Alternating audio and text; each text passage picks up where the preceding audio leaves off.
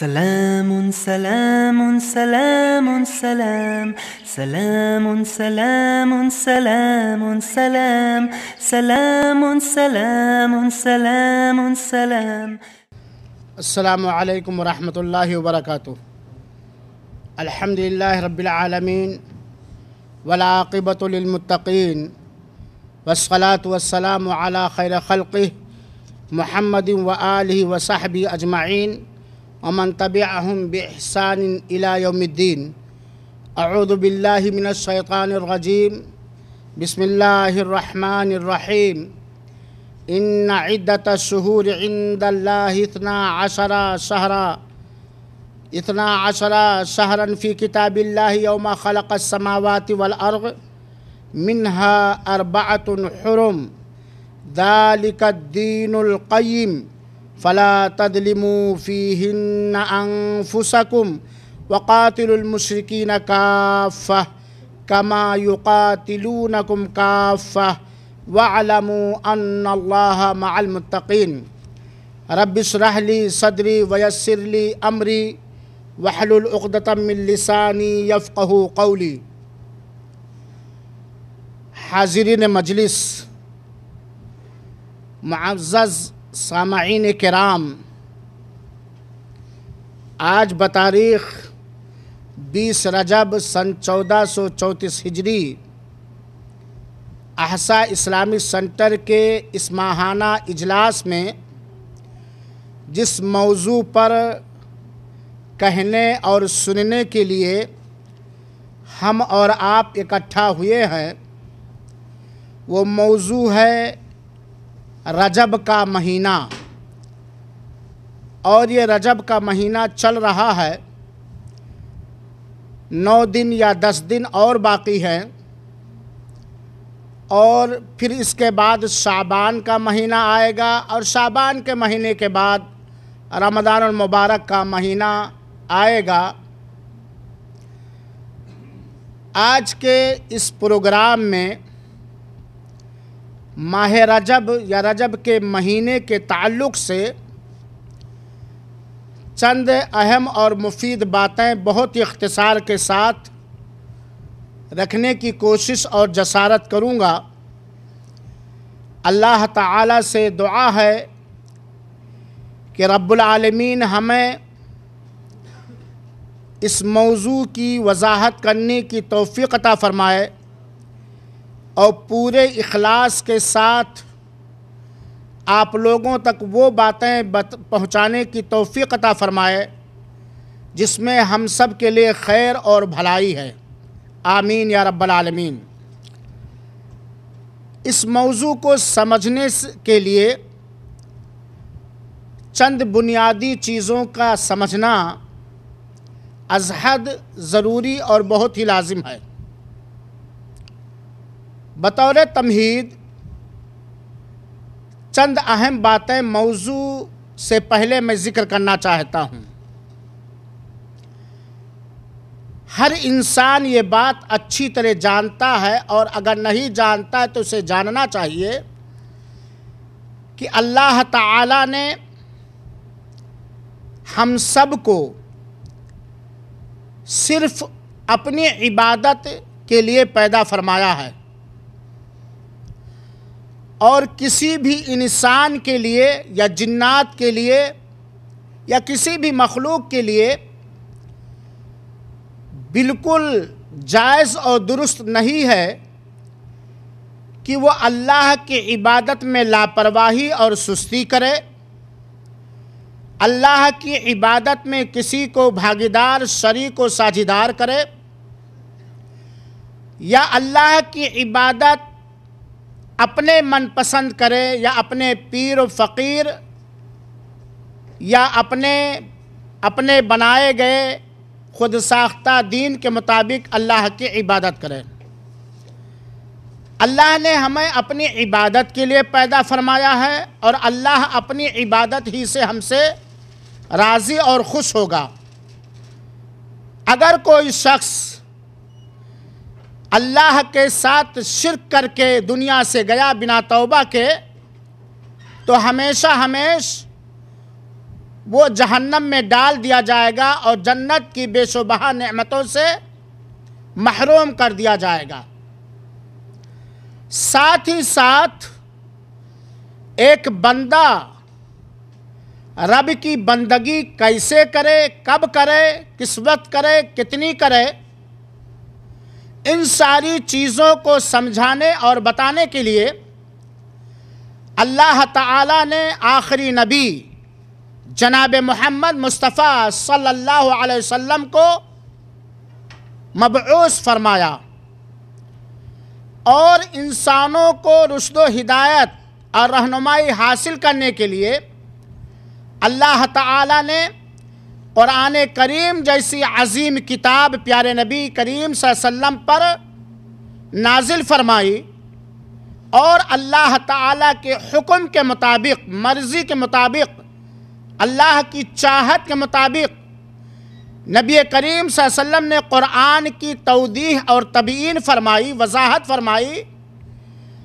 اور وہی باتیں بحیثیت دین، بحیثیت رسول، بحیثیت نبی، وہی باتیں امت تک پہنچائیں جن باتوں کو پہنچانے کا حکم آسمان و زمین اور ہم سب کے رب کی جانب سے ملا۔ اپنی جانب سے اللہ کے رسول اکرم صلی اللہ علیہ وسلم نے دین کا کوئی مسئلہ نہیں بنایا جب تک اذن الہی نہ ملی یا اللہ کی اجازت نہ ملی، اور اس بات پر گواہ ہے قرآن کریم کی آیت ما ينطق عن الهوى ان هو الا وحی یوحی۔ نبی کریم صلی اللہ علیہ وسلم خواہشات نفس کی پیروی کر کے کچھ نہیں بولتے، جو کچھ بھی بولتے ہیں آپ صلی اللہ علیہ وسلم وہ اللہ تعالیٰ کی جانب سے وحی ہوتی ہے۔ اور آپ یہ بات جانتے ہوں گے کہ وحی دو طرح سے ہے، ایک وحی مطلوع اور ایک وحی غیر مطلوع۔ ایک وہ وحی جس کی تلاوت بطور عبادت کی جاتی ہے اور وہ ہے قرآن کریم، اور وحی غیر مطلوع یعنی وہ وحی ایشوریہ جس کی تلاوت بطور عبادت نہیں کی جاتی ہے، اور وہ ہے حدیث رسول، سنت رسول صلی اللہ علیہ وسلم۔ اللہ تعالیٰ نے ہم کو اپنی بندگی کے لیے پیدا فرمایا، اور بندگی کا طور طریقہ، ڈھنگ، وقت لینے کے لیے آخری رسول جناب محمد صلی اللہ علیہ وسلم کو مبعوث فرمایا اور یہ حکم دیا یا ایھا الذین آمنوا اطیعوا اللہ واطیعوا الرسول واولی الامر منکم فإن تنازعتم فی شیء فردوه الی اللہ والرسول ان کنتم تؤمنون باللہ والیوم الآخر ذالک خیر واحسن تاویلا۔ سورہ نساء کی آیت نمبر 59 کے اندر اللہ تعالیٰ نے خصوصیت کے ساتھ اہل ایمان کو، مومنوں کو، ایمان کے دعوے داروں کو مخاطب کر کے یہ حکم دیا کہ اے ایمان والو، تم اللہ کی اطاعت و فرما برداری کرو، اور اللہ کے رسول اکرم صلی اللہ علیہ وسلم کی اطاعت و فرما برداری کرو، اور تمہارے اوپر جو سربراہ متعین کر دیا جائے اس کی اطاعت و فرما برداری کرو۔ لیکن فَإِن تَنَازَعْتُمْ فِي شَيْءٍ، اگر تمہارے مابین، تمہارے آپس میں کسی چیز میں اختلاف ہو جائے، جھگڑا چھڑ جائے، کوئی کہے نہیں ایسا کیا جائے گا، کوئی کہے نہیں ایسا کیا جائے گا، تب ایسی صورت میں اس اختلاف کو حل کرنے کے لیے پلٹا دو اللہ کی طرف، یعنی اللہ کی کتاب کی طرف، اور اللہ کے رسول جناب محمد صلی اللہ علیہ وسلم کی طرف، یعنی حدیث رسول، سنت رسول، قول رسول، عمل رسول، تقریر رسول کی طرف۔ ان کنتم تؤمنون باللہ، اللہ تعالیٰ آگے کہتا ہے کہ اگر تم اللہ پر ایمان اور آخرت کے دن پر، بدلے کے دن پر اگر تم ایمان رکھتے ہو، تمہارا ایمان ہو، تو تم تابعداری اللہ کی کرو، رسول کی کرو، اپنے اوپر متعین کیے گئے سربراہ کی کرو، اور اگر تمہارے درمیان کسی مسئلے میں اختلاف ہو جائے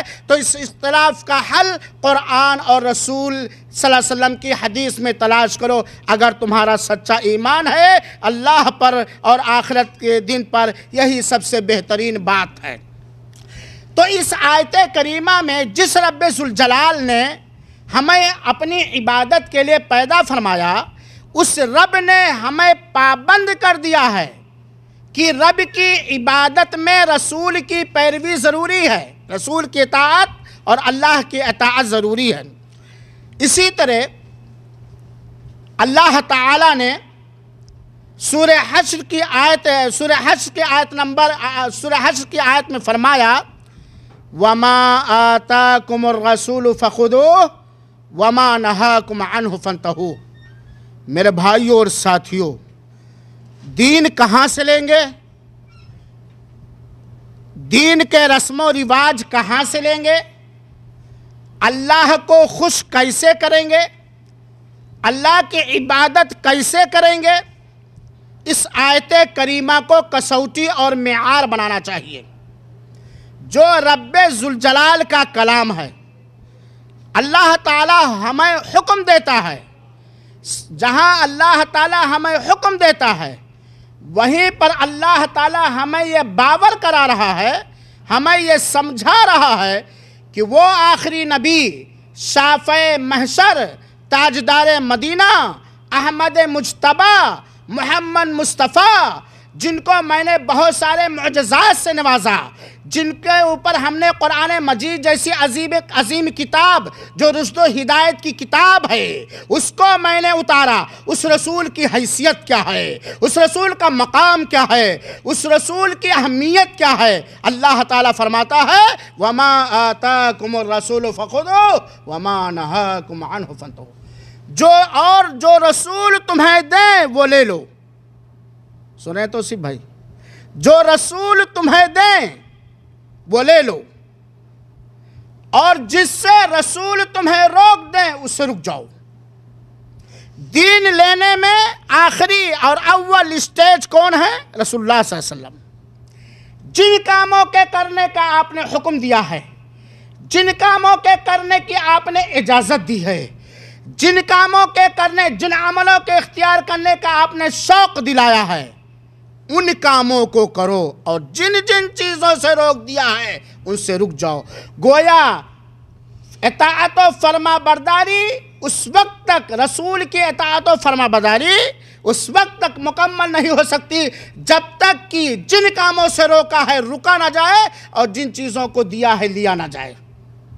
گویا ہمیں کوئی اختیار نہیں دین بنانے کا، دین سازی کا، شریعت سازی کا، خانہ ساز شریعت گڑھنے کا ہمیں کوئی اختیار نہیں ہے. ہم سب کچھ لیں گے رسول سے، جو دیا ہے عقیدت کے ساتھ، محبت کے ساتھ، احترام کے ساتھ، کافی سمجھ کر کے ہم اسے لے لیں گے. اور جس سے روک دیا ہے، چاہے وہ روکی ہوئی چیز کتنی ہی خوبصورت کیوں نہ لگے، کتنے ہی دنیاوی اسباب، دنیاوی ترقی کا سامان کیوں نہ ہو، کتنے ہی دنیاوی شہرت کا سامان کیوں نہ ہو، ہم اسے نہیں لیں گے. میرے بھائیوں اور ساتھیوں، اور اللہ تعالیٰ نے سورہ احزاب کی آیت نمبر 21 کے اندر بیان فرمایا لَقَدْ كَانَ لَكُمْ فِي رَسُولِ اللَّهِ أُسْوَةٌ حَسَنَةٌ. تمہارے لیے رسول اللہ صلی اللہ علیہ وسلم کے اندر بہترین نمونہ موجود ہے. تمہارے لیے رسول اللہ صلی اللہ علیہ وسلم میں بہترین نمونہ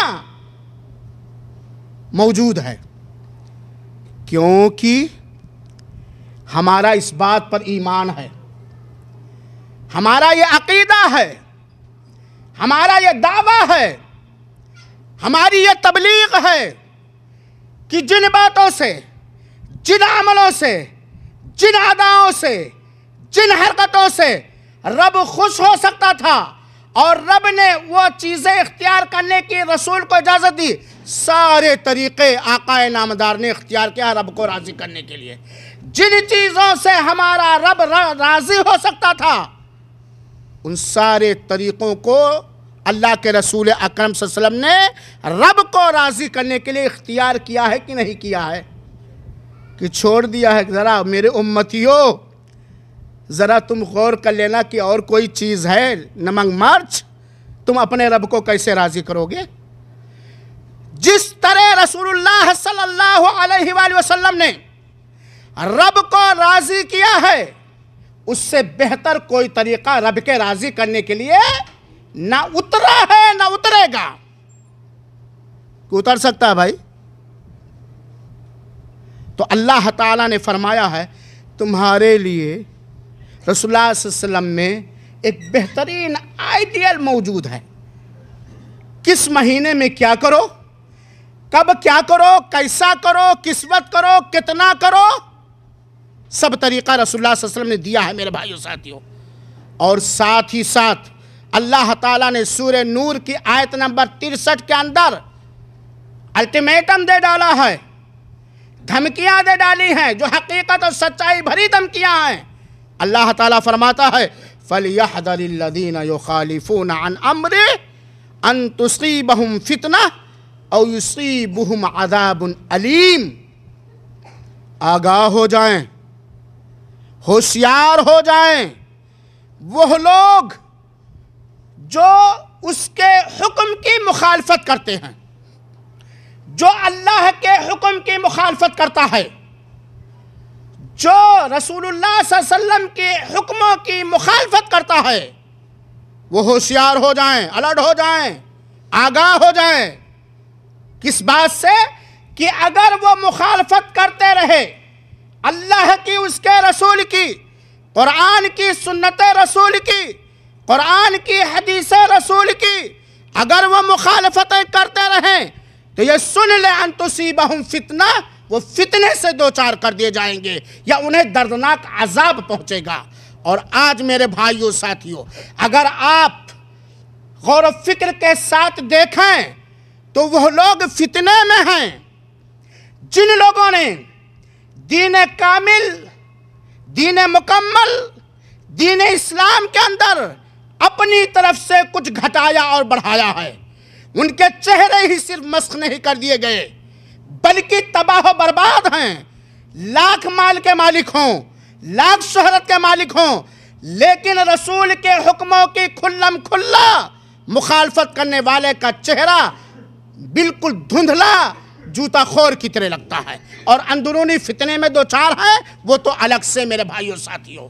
جب بھی اللہ اس کے رسول کے حکموں کی مخالفت کوئی قوم، کوئی قبیلہ، کوئی ملک، کوئی بستی والا، کوئی آدمی کرے گا تو اسے یا تو فتنے سے دو چار ہونا پڑے گا دنیا ہی کے اندر ہی، ورنہ مرنے کے بعد تو ان کے لیے دردناک عذاب ہے۔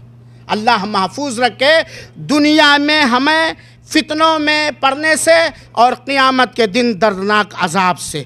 میرے بھائی اور ساتھیوں، ان ساری آیتوں کے اندر اللہ تعالیٰ نے ہمیں حکم دیا ہے ہر آن، ہر لمحہ، ہر سیکنڈ، ہر کام میں، خاص طور پر دین کے سارے امور میں ہم آئیڈیل بنائیں رسول اللہ صلی اللہ علیہ وسلم کو، ہم اطاعت کریں رسول اللہ صلی اللہ علیہ وسلم کی، ہم فرما برداری کریں رسول اللہ صلی اللہ علیہ وسلم کی۔ اگر ہمارا ایمان اللہ پر ہے، اگر ہمارا ایمان آخرت پر ہے، اگر ہم اپنے آپ کو فتنے سے بچانا چاہتے ہیں، اگر ہم اپنے آپ کو عذاب قبر سے محفوظ رکھنا، عذاب آخرت سے محفوظ رکھنا چاہتے ہیں، تو ہم رسول کے حکموں کی اور اللہ کے حکموں کی مخالفت کرنے سے بچیں اور رسول کی اتباع اور پیروی کریں۔ یہ رسول سے محبت کا تقاضا بھی ہے، یہ رسول سے عقیدت کا تقاضا بھی ہے۔ رسول سے محبت، رسول پر ایمان، رسول سے عقیدت، رسول سے لگاؤ کی یہ چاہت ہے۔ وَمَا آتَاكُمُ الرَّسُولُ فَخُذُوهُ وَمَا نَهَاكُمْ عَنْهُ فَانْتَهُوا۔ رسول نے کہا کھڑا ہو، کھڑے ہو گئے۔ رسول نے کہا بیٹھ گئے۔ جہاں گرما دیا گرم ہو گئے، جہاں ٹھنڈا کر دیا ٹھنڈا کر دیے، کیونکہ آپ اللہ کے رسول ہیں اور آخری رسول ہیں۔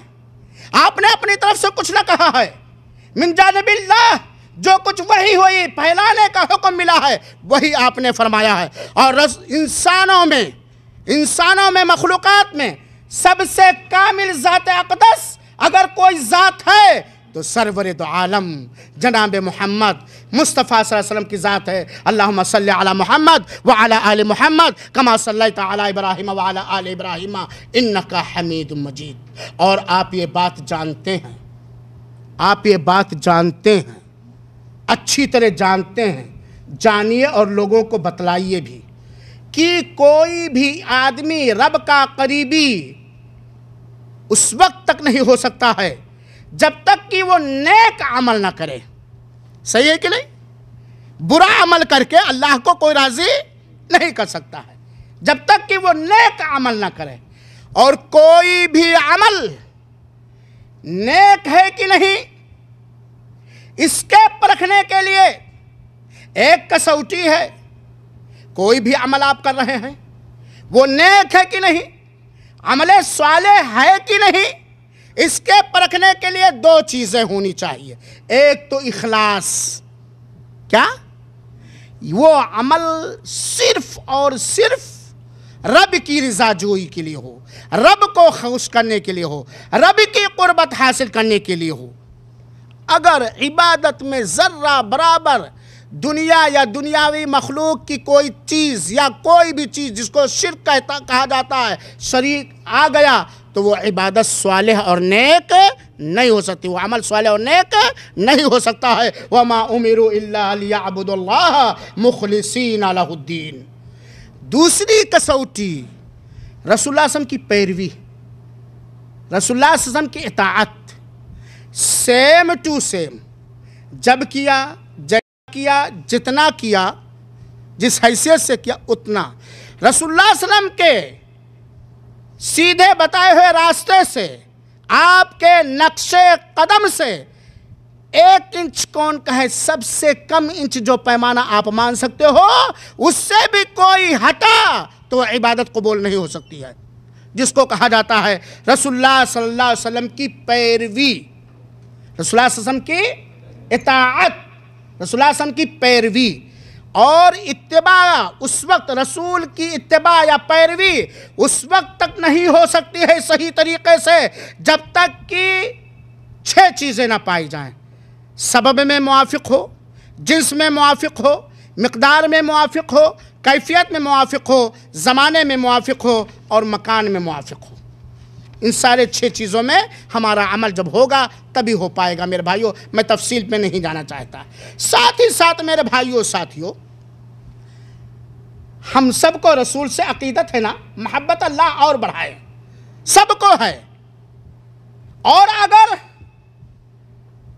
گمراہ کرنے والے قوم و ملت کو گمراہ نہ کریں، رسول اللہ صلی اللہ علیہ وسلم کا جو مقام ہے، آپ صلی اللہ علیہ وسلم کی جو حیثیت ہے، اگر صحیح طریقے سے جس طرح قرآن میں بیان کیا گیا ہے، جس طرح سنت رسول میں بیان کیا گیا ہے، اللہ کی قسم قوم و ملت تک لوگ پہنچانے لگے تو سارے کے سارے رسول اکرم صلی اللہ علیہ وسلم کے طریقے پر چلیں گے، کیونکہ ان سے بہتر طریقہ کسی کا ہو ہی نہیں سکتا ہے، ان سے اکمل و کامل طریقہ کسی کا ہو ہی نہیں سکتا۔ میرے بھائیوں اور ساتھیوں، میری ان باتوں کو، جو میں رسول کی بات آپ کے کانوں تک ہی نہیں پوری دنیا تک میں پہنچانا چاہتا ہوں، ذرا غور سے سنیں گے اور دھیان دیں گے۔ اللہ کے رسول اکرم صلی اللہ علیہ وسلم نے فرمایا ہے، اللہ کے رسول اکرم صلی اللہ علیہ وسلم نے فرمایا ہے، اور یہ حدیث عائشہ رضی اللہ عنہا بیان کرتی ہیں، اللہ کے رسول فرماتے ہیں من احدث فی امرنا ھذا ما لیس منہ فہو رد۔ یہ حدیث صحیح ہے، صحیح مسلم میں بھی ہے، صحیح بخاری میں بھی ہے، اس کے صحیح ہونے میں کوئی شک اور شبہ نہیں۔ یہ رسول اللہ صلی اللہ علیہ وسلم کے منہ سے نکلا ہوا آپ کا پیارا فرمان ہے۔ فرمان رسول کا ترجمہ کیا ہے؟ من احدث فی امرنا ھذا، جس نے ہمارے اس حکم میں، ہمارے اس دین میں، کون سا دین؟ جو کامل دین اللہ تعالیٰ نے نبی کریم صلی اللہ علیہ وسلم پر اتارا، جس نے ہمارے حکم میں، ہمارے دین میں کوئی نئی چیز گڑھ لی، ایجاد کر لی، پیدا کر لیا، تو اللہ کے رسول اکرم صلی اللہ علیہ وسلم فرماتے ہیں وہ مردود ہے، وہ قابل قبول نہیں۔ دین میں کوئی ایسی نئی چیز گڑھی گئی جو دین سے نہیں ہے، لاکھ اس کا لوگ ڈھنڈورا پیٹیں، لاکھ اس کو لوگ خوبصورت سمجھیں، وہ مردود ہے، ٹھکرایا ہوا۔ اس سے پتہ چلا کہ دین اسلام کا یہ مزاج ہے کہ وہ باہری چیز کو قبول ہی نہیں کر سکتا ہے، وہ باہری چیز کو قبول ہی نہیں کر سکتا ہے۔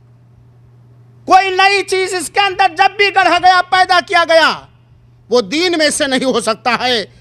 وہ لوگوں کی باتیں ہو سکتی ہیں، لوگوں کا رواج ہو سکتا ہے، لیکن وہ دین نہیں ہو سکتا ہے۔ دوسری جگہ اللہ کے رسول اکرم صلی اللہ علیہ وسلم نے فرمایا، من عمل عملا لیس علیہ امرنا فہو رد، جس نے کوئی بھی عمل کیا، نہ کرا ہے کوئی بھی عمل، جس عمل کے کرنے پر ہمارا حکم موجود نہیں ہے کہ کرو، تو وہ مردود ہے۔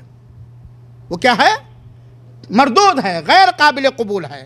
اسی طرح اللہ کے رسول اکرم صلی اللہ علیہ وسلم، میرے بھائیو ساتھیو، جمعہ کے خطبے میں ہمیشہ پڑھا کرتے تھے۔ جمعہ کا خطبہ بڑا اہم خطبہ ہوتا ہے نا، اسی لیے اس کو غور سے سننا، ذرا پانی لائیے گا بھائی، اسی لیے ہے، جزاک اللہ خیر، اسی لیے جمعہ کا خطبہ غور سے سننا واجب ہے نا۔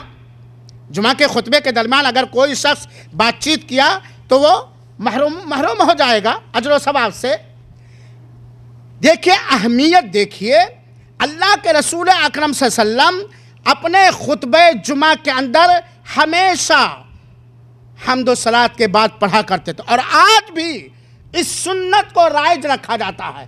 خطبہ جمعہ میں آج بھی یہ چیز پڑھی جاتی ہے، لیکن افسوس ہے کہ ہم لوگ عربی نہیں سمجھتے۔ اگر عربی سمجھتے تو پھر ان بازاری قسم کے لوگوں کے ڈھکوسلے میں، بہلاوے میں نہ آتے۔ خطبہ جمعہ کے اندر منبر پر اللہ کے رسول کیا پڑھتے تھے؟ سنیے، اللہ کے رسول اکرم کہتے تھے، فَإِنَّ خَيْرَ الْحَدِيثِ کتاب اللہ، سب سے بہترین بات اللہ کی کتاب ہے۔ کسی کو اعتراض ہے اس بات پر؟ کوئی اللہ کی کتاب سے بہترین کتاب لا سکتا ہے؟ سب سے بہترین بات اللہ کی کتاب ہے۔ ہمارا ایمان ہے کہ نہیں اس بات پر؟ اگر ایمان نہیں ہے تو ہم دین سے باہر ہو جائیں گے۔ وَخَيْرِ الْحَدِي ہدی محمد صلی اللہ علیہ وسلم، سب سے بہترین رہنمائی، سب سے بہترین گائیڈ، سب سے بہترین ہدایت رسول اللہ صلی اللہ علیہ وسلم کی ہدایت ہے۔ بات سچ ہے کہ نہیں؟ بات سچ ہے کہ نہیں ہے؟ اور اللہ کے رسول اکرم فرماتے تھے، وَإِنَّ شَرَّ الْأُمُورِ مُحْدَثَاتُهَا، سب سے گھناؤنا، گندا، گھٹیا، برا معاملہ کیا ہے؟ کوئی نئی چیز ایجاد کر لی جائے، کوئی نئی چیز ایجاد کی جائے، کوئی بدعت کر لی جائے۔ وہ کل بدعت ضلالہ، ہر بدعت گمراہی ہے۔ ہر بدعت کیا ہے؟ گمراہی ہے۔ اسی طرح اللہ کے رسول اکرم صلی اللہ علیہ وسلم نے کہ ایک حدیث عرباد بن ساریہ رضی اللہ تعالیٰ عنہ نقل کرتے ہیں، اور سونے کے پانی سے جگہ جگہ لکھ کے لٹکانے کے لائق ہے، اور ڈیلی پڑھنے کے لائق ہے، سمجھانے کے لائق ہے۔ اللہ کے رسول اکرم صلی اللہ علیہ وسلم کے بارے میں کہتے ہیں، عرباد بن ساریہ جو سنن ابی داؤد کی روایت ہے، کہ ایک دن رسول اللہ صلی اللہ علیہ وسلم نے ہم سب کو ایسا زوردار خطبہ دیا کہ جسے سن کر کے ہم لوگوں کے دل کانپ اٹھے۔ اتنا زوردار خطبہ آپ صلی اللہ علیہ وسلم نے دیا کہ جسے سن کر کے ہم لوگوں کے دل دہل اٹھے اور آنکھوں سے آنسو بہنے لگے۔ اتنا زوردار خطبہ تھا۔ ہم نے کہا، ہم نے عرض کیا، اے اللہ کے رسول اکرم صلی اللہ علیہ وسلم، آج کا خطبہ تو ایسا خطبہ تھا جیسے کوئی رخصت ہونے والا خطبہ دے رہا ہو، آخری ملاقات، آخری خطبہ دینے والا خطبہ دے رہا ہو۔ فَأَوْصِنَا، تو اے اللہ کے رسول اکرم ہمیں وصیت فرمائیے، ہمیں وصیت کیجئے۔ آپ صلی اللہ علیہ وسلم نے کیا وصیت کی؟ یہ سب کے لیے وصیت ہے، خالی پوچھنے والے صحابی کے لیے نہیں، سارے انسانوں کے لیے یہ وصیت ہے، اور خصوصیت کے ساتھ اہل ایمان کو، مومنوں کو یہ وصیت ہے۔ اللہ کے رسول اکرم صلی اللہ علیہ وسلم نے وصیت کی، اوصیکم بتقوی اللہ والسمع والطاعہ وان تأمر علیکم عبد ایک روایت میں عبد حبشی، میں تمہیں وصیت کرتا ہوں اللہ تعالیٰ سے ڈرنے کی اور سننے اور اطاعت و فرما برداری کرنے کی، اگر تمہارے اوپر کوئی غلام ہی کیوں نہ حاکم بنا دیا جائے۔ کس بات کی وصیت کی؟ اللہ سے ڈرنے کی اور سننے اور فرما برداری کرنے کی، جو ہمارے اوپر سربراہ بنایا گیا ہے، اور اللہ کے رسول پیشین گوئی بھی کر رہے ہیں۔ آگے اللہ کے رسول فرماتے ہیں، میرے بعد تم میں سے جو آدمی زندہ رہے گا وہ بہت سارے اختلافات دیکھے گا، بہت سارے اختلافات۔ چنانچہ آج آپ اختلافات دیکھ رہے نا، کسی کے نماز پڑھنے کا طریقہ کچھ اور، کسی کے نماز پڑھنے کا طریقہ کچھ اور، کسی کے وضو کرنے کا طریقہ کچھ اور، کسی کے وضو کرنے کا طریقہ کچھ اور، کسی کے جشن عید معراج النبی منانے کا طریقہ کوئی اور کسی کا کوئی اور، بہت سارے اختلافات۔ آج عوام حیران و پریشان ہے کہ کہاں جائے، کس کی لے کس کی چھوڑے۔ اللہ کے رسول نے پیشین گوئی کی تھی، ہمارے بعد جو تم میں سے زندہ رہے گا بہت سارے اختلافات دیکھے گا، لیکن جب ایسی حالت محسوس کرنے لگو کہ لوگ دینی معاملات میں، عبادات میں اختلافات کرنے لگیں، تو ایک کسوٹی دیتا ہوں، ایک چیز نصیحت کرتا ہوں، اسے پکڑے رہنا، گمراہ نہیں ہوگے۔ علیکم بسنتی، تو تم میری سنت کو لازم پکڑنا۔ کس کی سنت کو؟ مجاہد بھائی، رسول اللہ صلی اللہ علیہ وسلم کی سنت کو لازم پکڑنا، اور خلفائے راشدین جن کو اللہ نے ہدایت دے رکھی ہے، یہ بھی اللہ کے رسول نے فرمایا، ہمارے بعد جو بھی خلفاء ہوں گے راشدین، وہ ہدایت یافتہ ہوں گے، ان کے طریقے کو لازم پکڑنا۔ تمسکو بہا، اللہ کے رسول نے کہا، زوردار مضبوط انداز سے پکڑنا۔ وعضوا علیہا بالنواجذ، یہ درار کے جو دانت ہیں، جس کو چوبھر ہمارے یو پی کے بھاشا میں کہا جاتا ہے، ہماری سنت کو، خلفائے راشدین کے سنت کو مضبوطی کے ساتھ آخری دانتوں سے خوب دبو کے پکڑ لینا۔ اور اللہ کے رسول فرماتے ہیں، وَإِيَّاكُمْ وَمُحْدَثَاتِ الْأُمُورِ، دین میں نئی چیزیں، بدعتیں گڑھنے سے بچنا، کیونکہ ہر دین میں ہر نئی گڑھی ہوئی چیز یہ بدعت ہے، اور ہر بدعت گمراہی ہے۔ گویا حدیث رسول سے بھی ہمیں یہی حکم ملتا ہے کہ ہم رب کو راضی کرنے کا طریقہ وہی اختیار کریں جو صادق المصدوق، سچے رسول، شافع محشر نے کیا ہے، جس بات کی اجازت دی ہے۔ میرے بھائیوں ساتھیوں، قرآنی آیات اور احادیث رسول صلی اللہ علیہ وسلم سے اتباع رسول کی اہمیت ثابت ہوئی، جو میں نے بیان کیا موضوع کو سمجھنے کے لیے۔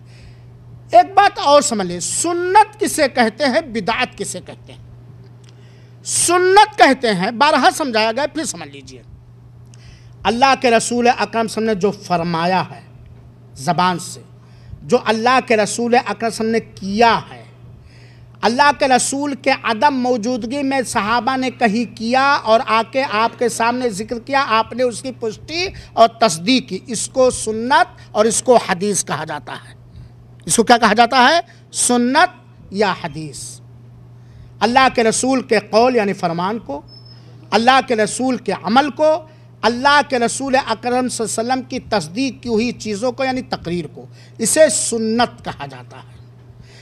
سنت کے ورد اور اپوزٹ ایک چیز ہے بدعت۔ بدعت کہتے ہیں بنا سابقہ مثال کے دین میں کوئی نئی چیز گڑھ لینا، یعنی جسے نہ اللہ کے رسول نے فرمایا ہو، نہ اللہ کے رسول نے کیا ہو، نہ صحابہ نے کیا ہو اور اللہ کے رسول نے تصدیق کی ہو، اسے بدعت کہا جاتا ہے۔ نئی چیز جو رسول کے زمانے میں نہیں تھا، رسول کے ہاں نہیں تھا، اسے بدعت کہتے ہیں۔ سنت پر چلنے والوں کو سنی کہا جاتا ہے۔ کیا کہا جاتا ہے؟ سنی۔ اور بدعت پر چلنے والوں کو، بدعت گڑھنے والوں کو اور بدعت پھیلانے والوں کو بدعتی کہا جاتا ہے۔ کیا کہا جاتا ہے؟ بدعتی، بدعت کرنے والا، بدعت کا عاشق، بدعت کو پروان دینے والا۔ سنی کسے کہا جاتا ہے؟ سنت رسول، حدیث رسول کو اپنانے والا۔ اور برملا، بنا کسی مجاملہ کے یہ بات کہہ دینا میں مناسب سمجھتا ہوں، اور اگر کسی کو میری آگے آنے والی بات سے تکلیف ہوگی تو تکلیف محسوس کرنے سے پہلے میری بات پر غور کریں گے اور معاف کریں گے۔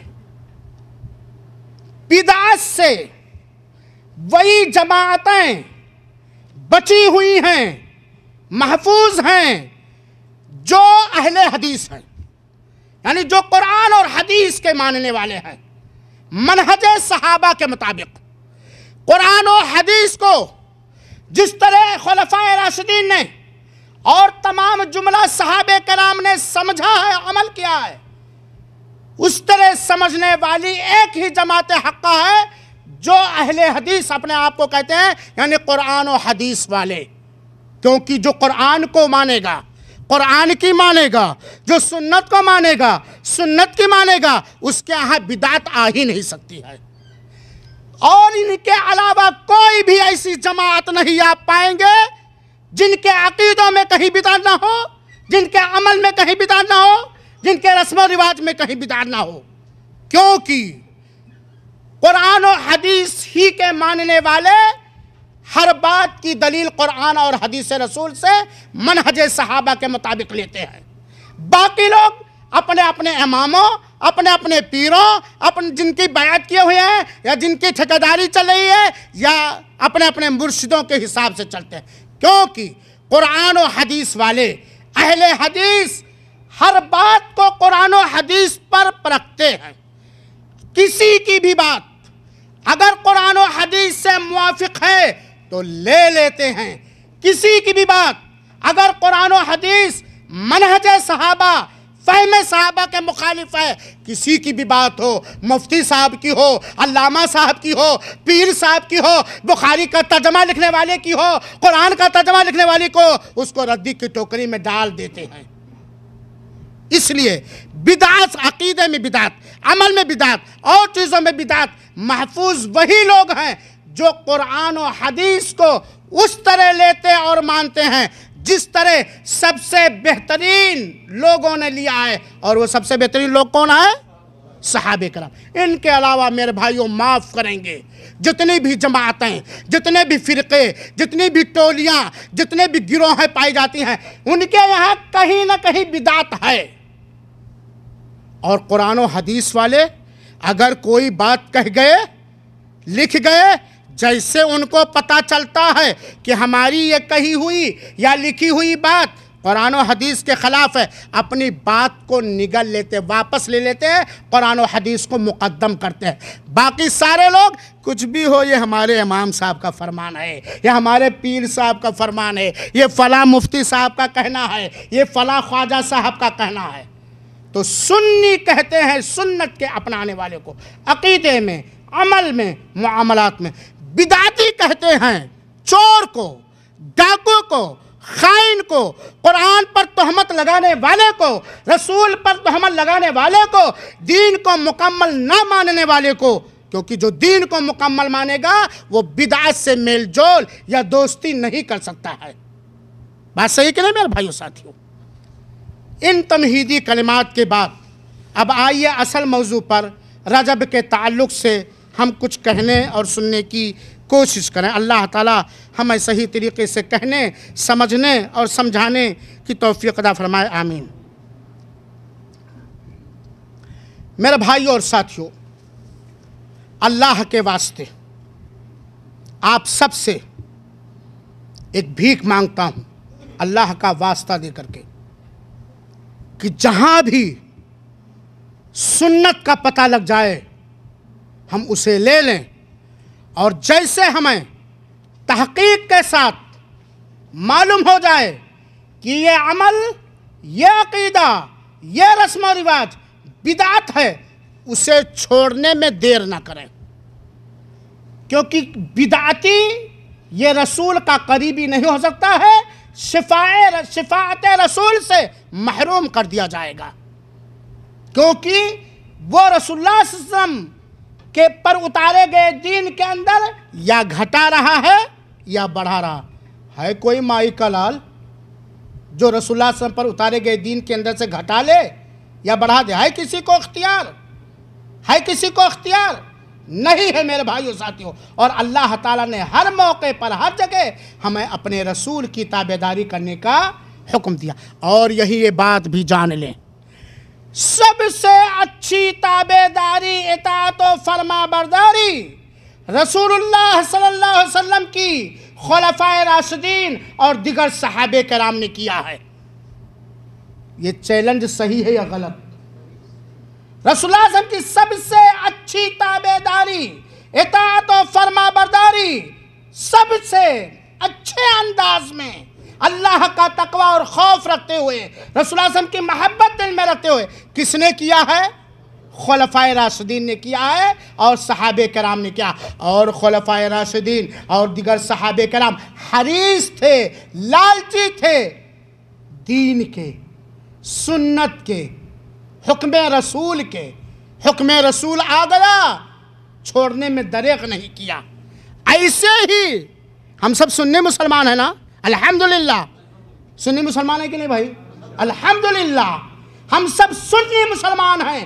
سنی مسلمان کے اوپر یہ واجب اور ضروری ہے کہ جو چیز سنت سے ثابت ملے، چاہے برسہ برس سے کرتا چلا جائے، فوراً اسے توبہ کر لے، اسے چھوڑ دے اور لوگوں تک اس سنت کو پہنچائے، اور ہر بدعت سے فوراً توبہ کر لے۔ یہ سنی مسلمان کی دینی، ایمانی، سماجی ذمہ داری ہے میرے بھائیوں ساتھیوں۔ اور جب سنی، صحیح سنی مسلمان بن کر کے رب کے پاس جاؤ گے تو رب اپنے وعدے کے مطابق آپ کو خوشحال کر دے گا۔ وَلَكُمْ فِيهَا مَا تَشْتَهِي أَنفُسُكُمْ وَلَكُمْ فِيهَا مَا تَدَّعُونَ نُزُلًا مِّنْ غَفُورٍ رَحِيمٍ۔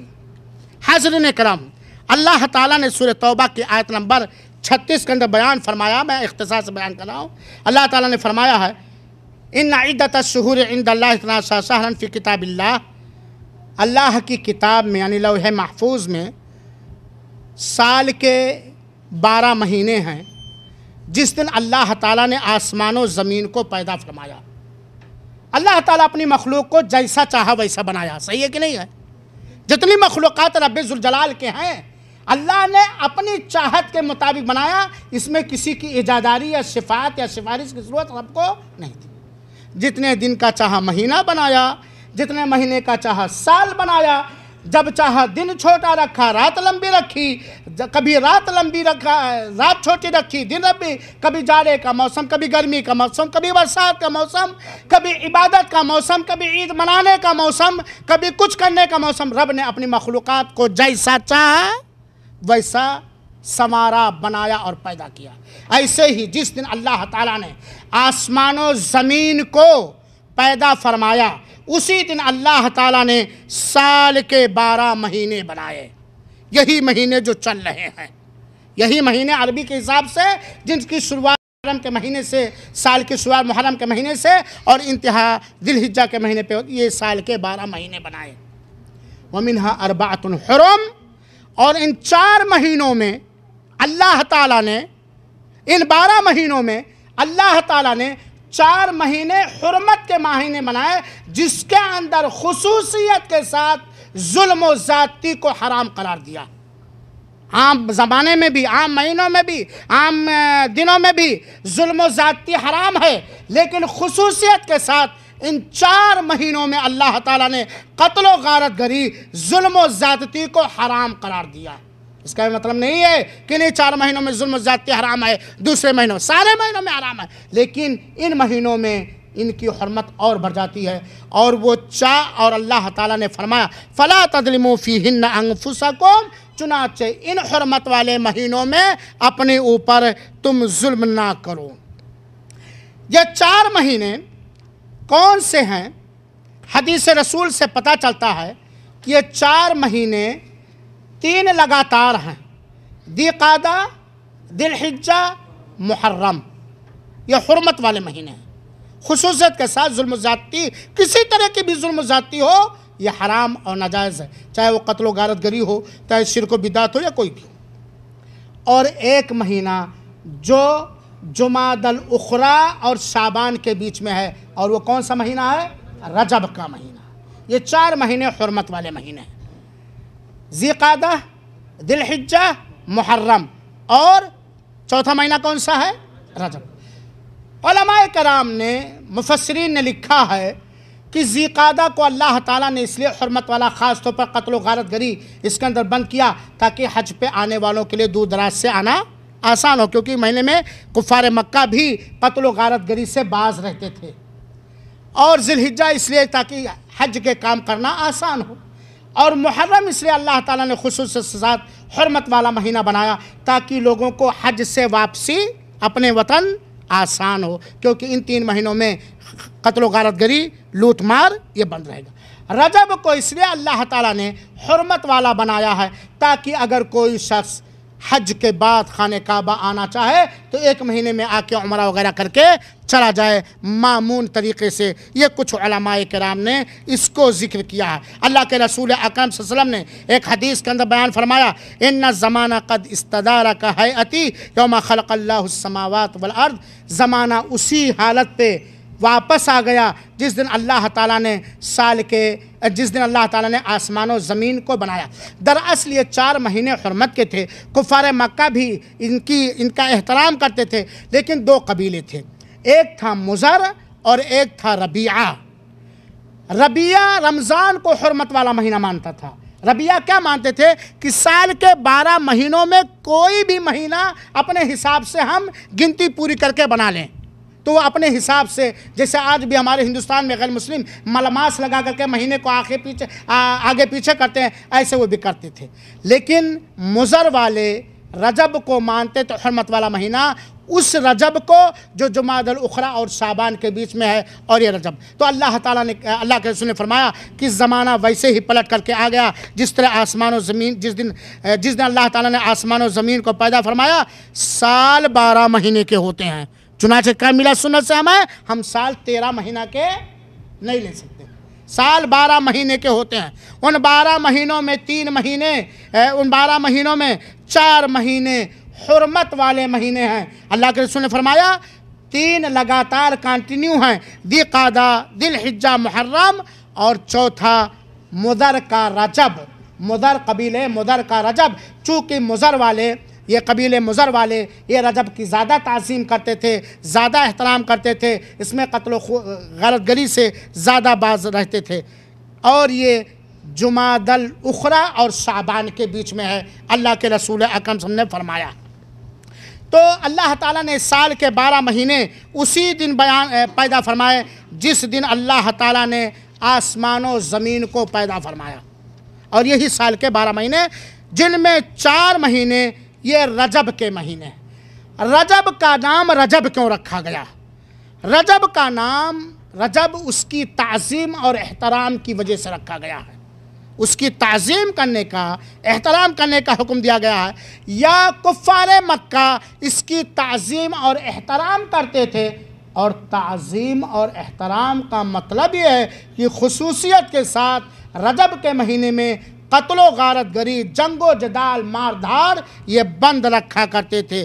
اسی لیے ویسے علماء کرام نے، بہت سارے علماء کرام نے رجب کے 14 نام ذکر کیے ہیں، رجب کے 14 نام ذکر کیے ہیں، جن کے ذکر سے کوئی اس موضوع میں فائدہ نہیں، اس لیے میں نہیں ذکر کرتا ہوں۔ تو رجب کا نام رجب اس لیے رکھا گیا، اس کی تعظیم اور توقیر کی وجہ سے، اور اس کی عظمت کی وجہ سے رجب کا نام رکھا گیا۔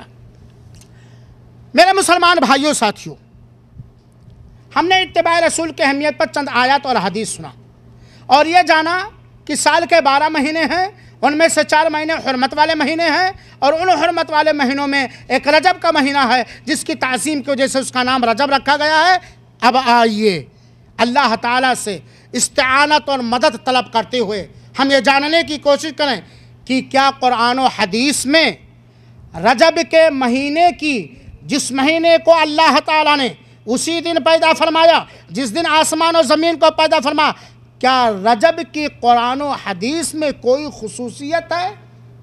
یہ جاننا ضروری ہے۔ تو میرے بھائیوں اور ساتھیوں،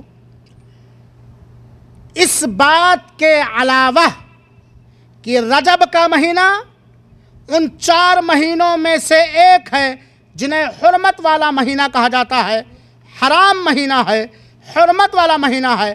اس بات کے علاوہ رجب کے مہینے کی کسی بھی حیثیت سے کوئی اہمیت نہیں ہے، اور نہ اس کے اندر سرور دو عالم رسول اللہ صلی اللہ علیہ وسلم سے کوئی خاص عبادت، کوئی خاص عمل، کوئی خاص پلان اللہ کے رسول صلی اللہ علیہ وسلم نے۔ رجب کی جو خصوصیت ہے وہ کیا ہے؟ کیا ہے؟ ہاں؟ حرمت والا مہینہ۔ ان 4 مہینوں میں سے ایک ہے جس کو اللہ تعالیٰ نے حرام مہینہ قرار دیا ہے۔ دوسری خصوصیت آپ یہ کہہ سکتے ہیں کہ اس مہینے میں خاص طور پر ظلم و زیادتی سے اللہ تعالیٰ نے روکا ہے۔ فَلَا تَظْلِمُوا فِيهِنَّ أَنفُسَكُمْ، ظلم و زیادتی سے اللہ تعالیٰ نے اس مہینے میں روکا ہے۔ تو یہی یہ بات بھی نکلتی ہے کہ اس دھرتی پر سب سے بڑا ظلم اللہ تعالیٰ کے ساتھ شرک کرنا اور رسول پر اتارے گئے کامل و مکمل دین کے اندر بدعتیں گڑھنا، اس سے بڑا بھرشٹاچار، اتیاچار اور ظلم ہو ہی نہیں سکتا ہے، خصوصیت کے ساتھ۔ میرے بھائیو ساتھیو، تو میرے بھائیو ساتھیو، اس کے علاوہ، حرمت رجب کے علاوہ جو بھی چیزیں رجب کی فضیلت میں یا رجب کے اندر من گھڑت کسی عبادت کے بارے میں جو بھی فضیلتیں علماء کے ذریعے، کتابوں کے ذریعے، واعظوں کے ذریعے، سنیوں کے سب سے بڑے دشمنوں کے ذریعہ، سنیوں کے سب سے بڑے دشمنوں کے ذریعہ جو بھی رجب کی فضیلت یا رجب میں چند عملوں کی فضیلت بیان کی جاتی ہے، وہ ساری کی ساری چیزیں یا تو ضعیف ہیں یا گھر کی پیدا کی ہوئی چیز، من گھڑت قصے اور کہانیاں ہیں، اس کی حقیقت سے کوئی، اس کا حقیقت سے کوئی تعلق نہیں۔ میرے بھائیوں اور ساتھیوں، ہمارے دشمنوں نے ہمارے عقیدے سے کھیلنے کی کوشش کی، ہمارے عملوں سے کھیلنے کی کوشش کی، صحابہ کرام کے بارے میں شک و شبہ ڈالنے کی کوشش کی، اور ہمیں اپنے وتیرے پر چلانے کی کوشش کی۔ اور آپ بتا سکتے ہیں سنیوں کے سب سے بڑے دشمن کون ہیں؟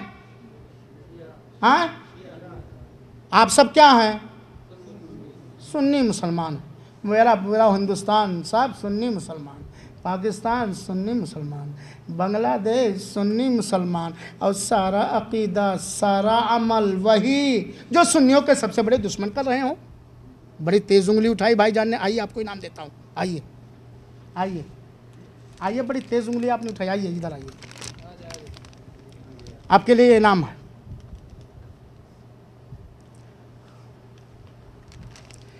میرے بھائی اور ساتھیوں، اس کے علاوہ رجب کی کوئی خصوصیت ثابت نہیں۔ جزاک اللہ خیر والسلام۔ اب آئیے،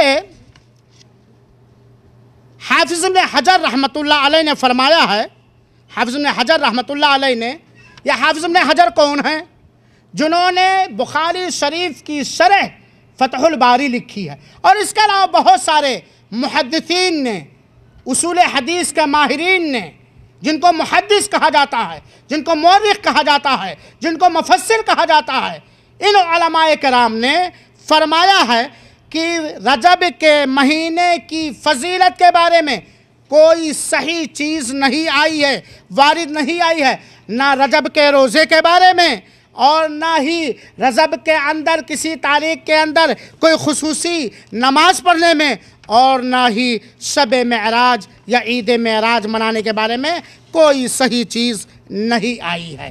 میرے بھائیو ساتھیوں، تو صحیح بات یہ ہے کہ رجب کی خصوصیت یہ ہے کہ حرمت والا مہینہ ہے، اس کے علاوہ رجب کے مہینے کی کوئی عظمت، کوئی فضیلت، کوئی برتری، یا اس مہینے کے اندر کوئی خاص عبادت کا ثبوت اس ذات اقدس سے نہیں ہے جس ذات اقدس کو آپ اپنا آخری رسول مانتے ہو، اور اس بہترین امت سے نہیں ہے جن کے بہترین ہونے کی گواہی صحابہ اللہ کے رسول نے دی ہے، یعنی خلفائے راشدین اور صحابہ کرام سے۔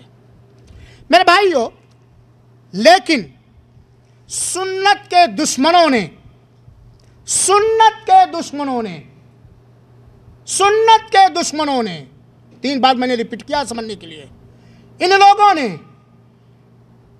مختلف انداز سے من گھڑت باتوں کو لے کر کے، ضعیف روایتوں کو لے کر کے، موضوع گڑھی ہوئی چیزوں کو لے کر کے وہ ساری چیزیں داخل کر دی جو ان کے یہاں تھی، اپنی گندگی اٹھا کر کے تھوپ دیا سنیوں کے سماج میں تاکہ ہمارے ماننے والے زیادہ ہو جائیں، اور جہالت کی وجہ سے یا بعض اسباب کی وجہ سے سنی بھی ایکسپٹ اور قبول کرتے چلے گئے۔ انہی چیزوں میں سے سرسری طور پر ایک چیز یہ ہے، رجب کے مہینے میں خصوصیت کے ساتھ روزہ رکھنا، جس کو کہا جاتا ہے رجبی روزہ۔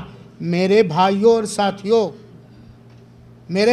ساتھیوں، کب روزہ رکھنا بہتر ہے، افضل ہے، زیادہ ثواب ہے، یہ سارا سنت کے اندر موجود ہے۔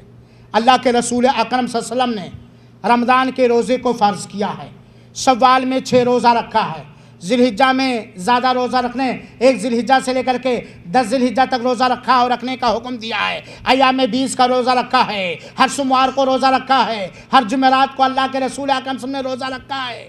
نظر کا روزہ ماننا جائز ہے، لیکن آپ کبھی کوئی نفلی روزہ نہیں رکھتے تھے۔ رجب کے مہینے کے آنے کی وجہ سے خصوصیت کے ساتھ رجبی روزہ رکھنا یہ اللہ کے رسول اکرم صلی اللہ علیہ وسلم سے ثابت نہیں ہے۔ علامہ ابن تیمیہ رحمۃ اللہ علیہ فرماتے ہیں کہ شعبان کے رجب کے مہینے کو روزے کے ساتھ خاص کرنا یہ کسی صحیح حدیث سے ثابت نہیں ہے، یہ ساری کی ساری ضعیف اور من گڑھت روایتیں ہیں۔ ہاں، اللہ کے رسول اکرم صلی اللہ علیہ وسلم شعبان کے مہینے میں زیادہ سے زیادہ روزے رکھتے تھے، ورنہ عام دنوں میں جو اللہ کے رسول کے روزہ رکھنے کا معمول تھا، جسے امتیوں کو بھی اجازت ہے ان عام دنوں میں روزہ رکھیں، اس حیثیت سے کوئی روزہ رکھ سکتا ہے، لیکن رجب کا مہینہ ہے، رجب کے روزے میں رکھنے سے یہ ثواب ہے، یہ اللہ کے رسول اکرم صلی اللہ علیہ وسلم سے ثابت نہیں ہے میرے بھائیو ساتھیو۔ اس سلسلے میں رجب کے روزے کو عام کرنے کے لیے بہت سارے لوگوں نے بہت کچھ گڑھا، انہیں گڑھی ہوئی چیزوں میں سے ایک چیز یہ گڑھی گئی کہ اللہم بارک لنا فی رجب و شعبان و بلغنا رمضان۔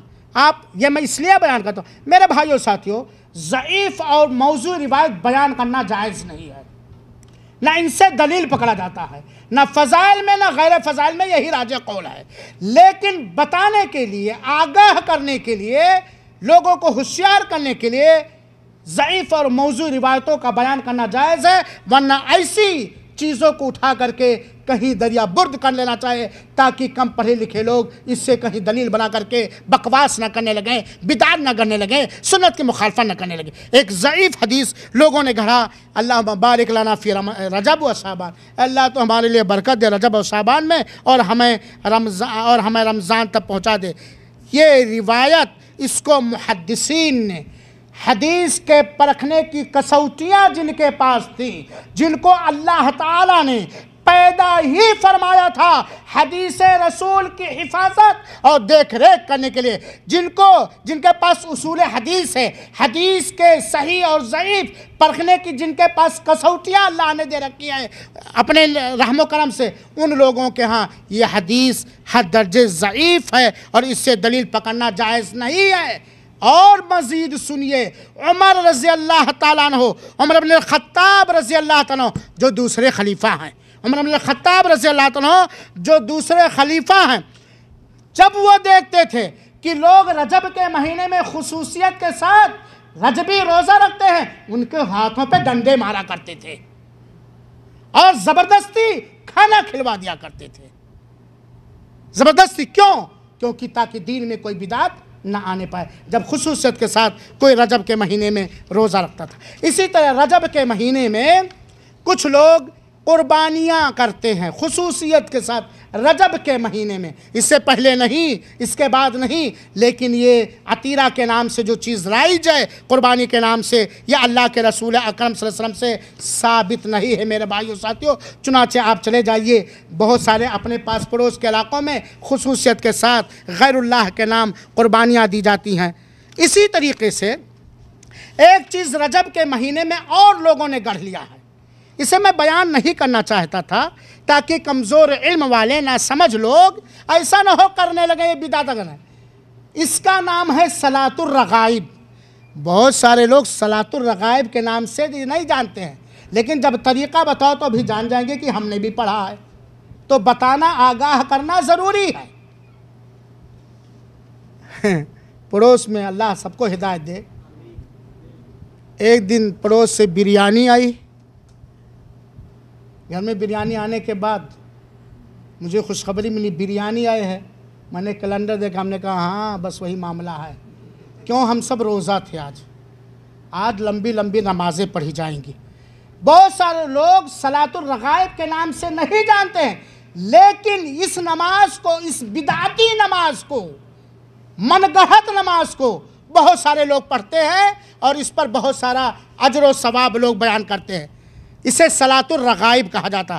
صلاۃ الرغائب کے نام سے اللہ کے رسول اکرم صلی اللہ علیہ وسلم نے کوئی نماز نہیں پڑھی ہے۔ یا صلاۃ الرغائب جس طرح لوگ پڑھنے کا طریقہ اپنے فضائل اعمال میں اور اپنے دوسری کتابوں میں یا اپنے اور فقہی مسائل میں ذکر کرتے ہیں، اس طرح کی نماز اللہ کی قسم کھا کے کہی جاتی ہے اللہ کے رسول نے نہیں پڑھی ہے۔ میرے بھائیو ساتھیو، اللہ کے رسول نے چاشت کی نماز پڑھی، اللہ کے رسول نے اشراق کی نماز پڑھی، اللہ کے رسول نے وتر پڑھا، اللہ کے رسول نے تہجد پڑھا، اللہ کے رسول اکرم صلی اللہ علیہ وسلم اللہ کی عبادت نماز کی شکل میں اتنی لمبی لمبی کہا کرتے تھے کہ اماں عائشہ فرماتی ہیں فلا تسأل عن حسنہن و طولہن، اللہ کے رسول کتنی خوبصورتی کے ساتھ کتنی لمبی لمبی نمازیں پڑھتے ہیں، آپ مت پوچھو۔ اللہ کے رسول اکرم صلی اللہ علیہ وسلم کے پیر مبارک میں رات کی تنہائی میں، رات کے اندھیروں میں نماز کی شکل میں رب کی عبادت کرتے ہوئے پیر سوج جایا کرتے تھے،